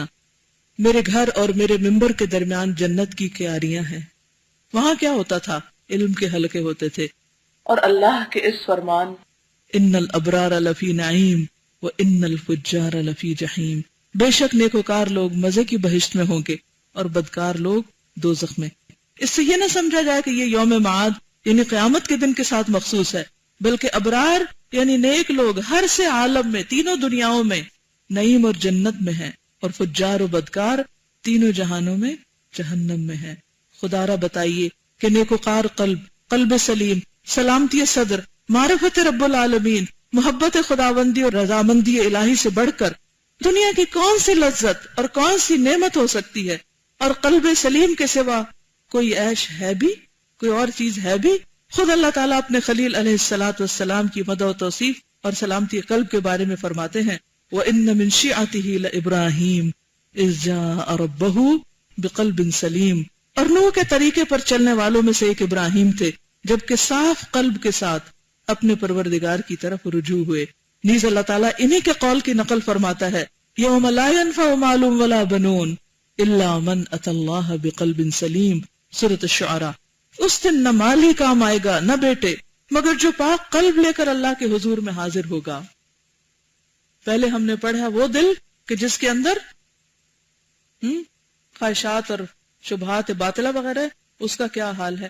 اب انشاءاللہ چونکہ وقت ختم ہو چکا ہے، بات نہیں ختم ہوئی، اس لیے انشاءاللہ العزیز پھر کریں گے. اگر آپ کچھ کہنا چاہیں گے. السلام علیکم ورحمۃ اللہ وبرکاتہ. وعلیکم السلام ورحمۃ اللہ. اتفاق کی بات یہ ہے کہ کل رات کو میں ایک بک پڑھ رہی تھی، اس کا نام ہے change your lens change your world. یہ فائز سیال کی کتاب ہے. تو اس میں انہوں نے ایگزیکٹلی یہی بات کی تھی اور مجھے اتنی انٹرسٹنگ لگی کہ ایک کے بعد ایک میں پیج پڑھتی گئی اور کافی عرصے کے بعد میں نے کسی بک کو اتنا زیادہ انجوائے کیا. تو آپ لوگوں پہ موقع ضرور پڑیے گا. اس میں تقریباً انہی باتوں کو ٹچ کیا گیا ہے. اور اس میں انہوں نے اتنی انٹرسٹنگ یہ بات کی ہے کہ جس طرح ہم سوچتے ہیں وہی پھر ہمارا بلیف بن جاتا ہے، اور پھر جتنا وہ بلیف ہمارا اسٹرانگ ہوتا جاتا ہے وہ اتنا اور ایکشنز میں آتا ہے، اور یہ ایک چین ریئیکشن ہوتا ہے کہ پھر وہی ایکشنز پھر ہمارے بلیف کو زیادہ اسٹرانگ کر دیتے ہیں. تو ہوتا یہ ہے کہ ذرا سی بھی ڈیویشن ہوتی ہے نا، جب ہم سیدھے راستے پہ چل بھی رہے ہوتے ہیں، ذرا سی ہم اپنے آپ کو تھوڑی سی بھی کنسیشن دیں تو اس وقت تو لگتا ہے کہ بس ذرا سا ادھر ہو رہے ہیں، کچھ نہیں ہوگا. اس پہ ایک قدم اور بڑھاتے ہیں، دوسرا اور آسان ہو جاتا ہے، تیسرا اور وہ سیدھی راہ اور مشکل ہو جاتی ہے. کہتے اچھا ابھی تو پلٹنا ذرا مشکل لگ رہا ہے، کل پلٹ جائیں گے. ابھی تھوڑا آج کا دن بھی ایسے ہی گزار لیتے ہیں, خیر کوئی بات نہیں, جہاں اتنا کر لیا وہاں وہ کہتے ہیں نا ایک گناہ اور صحیح, اور وہ کرتے ہیں, اور پھر تیسرا دن اور چوتھا دن, اور پھر پتہ آپ کو چلتا ہے کہ آپ اتنے دور نکل گئے ہیں کہ پھر آپ ہوپلیس ہونا ہے. پھر شیطان کہتا ہے اب بس اب تم ادھر ہی جاؤ, واپس نہیں تم تو اب ٹھیک ہو ہی نہیں سکتے. ہاں اب تم نے اتنے دن خدا نہیں کی, اب تم آج جا کے کیا تم نے علیحدہ نیکی کمانی ہے, چھوڑو. صفائی بھی نہیں ہوئی اور کپڑے بھی نہیں دھلے. اور لیکن پھر انسان کو نا ایسا کوئی بھی جب پوائنٹ آتا ہے جب وہ ریئلائز کرتا ہے کہ بہت دور ہو گیا, اس کا حل یہی ہے کہ پھر وہ جیسے مرضی وہاں سے جو مرضی سواری پکڑے, جو کرے, واپس پھر اپنے رستے پر ہی آئے, بیکاز پھر اس کے لیے اور کوئی نجات ہے نہیں, کیونکہ گھر تو جانا ہی ہے. گھر تو جانا ہی ہے. یہ آج کے لیسن میں ایک بات تھی جو مجھے تو بہت ہی زیادہ یعنی جس نے ڈرایا, یہ کہ جو ہمارے قلب اس طرح مسخ ہوتے ہیں کہ صورتیں بھی مسخ ہو سکتی ہیں نا. کافی عرصہ پہلے میں نے ایک انڈو پاک کے ایک اسکالر تھے, ان کی بایوگرافی پڑھی تھی. اب مجھے صحیح ان کا نام یاد نہیں ہے اس وقت, لیکن ان کی بایوگرافی میں یہ بات لکھی تھی کہ وہ جب گھر سے باہر نکلتے تھے اور لوگوں کو دیکھتے تھے تو انہیں باقاعدہ لوگ جو تھے وہ مس شدہ شکلوں میں نظر آتے تھے. کوئی انہیں بھیڑیا نظر آتا تھا, کوئی انہیں کتا نظر آتا تھا. یہ باقاعدہ ان کی بایوگرافی میں تھا. اور دوسری بات یہ تھی کہ میں یہی سوچ رہی تھی کہ ہم اپنے اگر دلوں کا جائزہ لیں تو جو ہمارے دلوں کے اندر جو کچھ ہے, اگر اللہ تعالیٰ واقعی ہماری وہ اس کی صورت میں ہماری شکلیں کر دیں تو ہم کتنے قریب نظر آئیں ہر ایک کو. تو مجھے تو اس چیز نے بہت ہی زیادہ آج ڈرایا ہے کہ ہم اپنے آپ کو دیکھیں. بالکل. جزاک اللہ. السلام علیکم. جیسے انہوں نے کہا صورتیں مست ہو جاتی ہیں انسانوں کی, ایسے نیٹ پہ میں نے ایک سرچ کی تھی, ٹری مین کے ساتھ ویب سائٹ ہے, وہاں پہ انسان بالکل انسان, وہ درخت ہے, اس کے ہاتھ پاؤں بھی درخت ہیں, جڑیں ہیں, اور اس کے جو بال ہیں وہ شاخیں ہیں. ہے وہ انسان, صرف اس کا فیس انسانوں کی طرح ہے, باقی سب کچھ وہ درخت ہے. حتیٰ کہ اس کی سکین جو دکھائی گئی تھی وہ بھی اس چھلکے میں ہیں جو درخت کے اوپر ہوتے ہیں وہ ہے. اور لاسٹ یہ کچھ عرصہ ہوا ہے, تقریباً 7-8 ماہ ہوئے ہیں, سوات میں ایک بچہ پیدا ہوا ہے جو بالکل ٹائیگر ہے. اللہ تعالیٰ نے اس کی شیپ, اس کے اندر سکن, ہر چیز جانور کی بنائی, صرف وہ انسان ہے. ڈاکٹر سے وہ بتا رہے تھے کہ یہ ڈیزیز ہے, لیکن اس وقت مجھے پتا چلا تھا کہ یہ اللہ تعالیٰ کی نشانی. اللہ تعالیٰ کہتے ہیں کہ میں کچھ بھی دینا چاہوں تو میں دے سکتا ہوں. اوکے, جزاکم اللہ خیرن. اللہ تعالیٰ ہمیں عمل کی توفیق عطا فرمائے. سبحانک اللہم و بحمدک نشہد ان لا الہ الا انت نستغفرک و نتوب الیک. السلام علیکم و رحمۃ اللہ وبرکاتہ.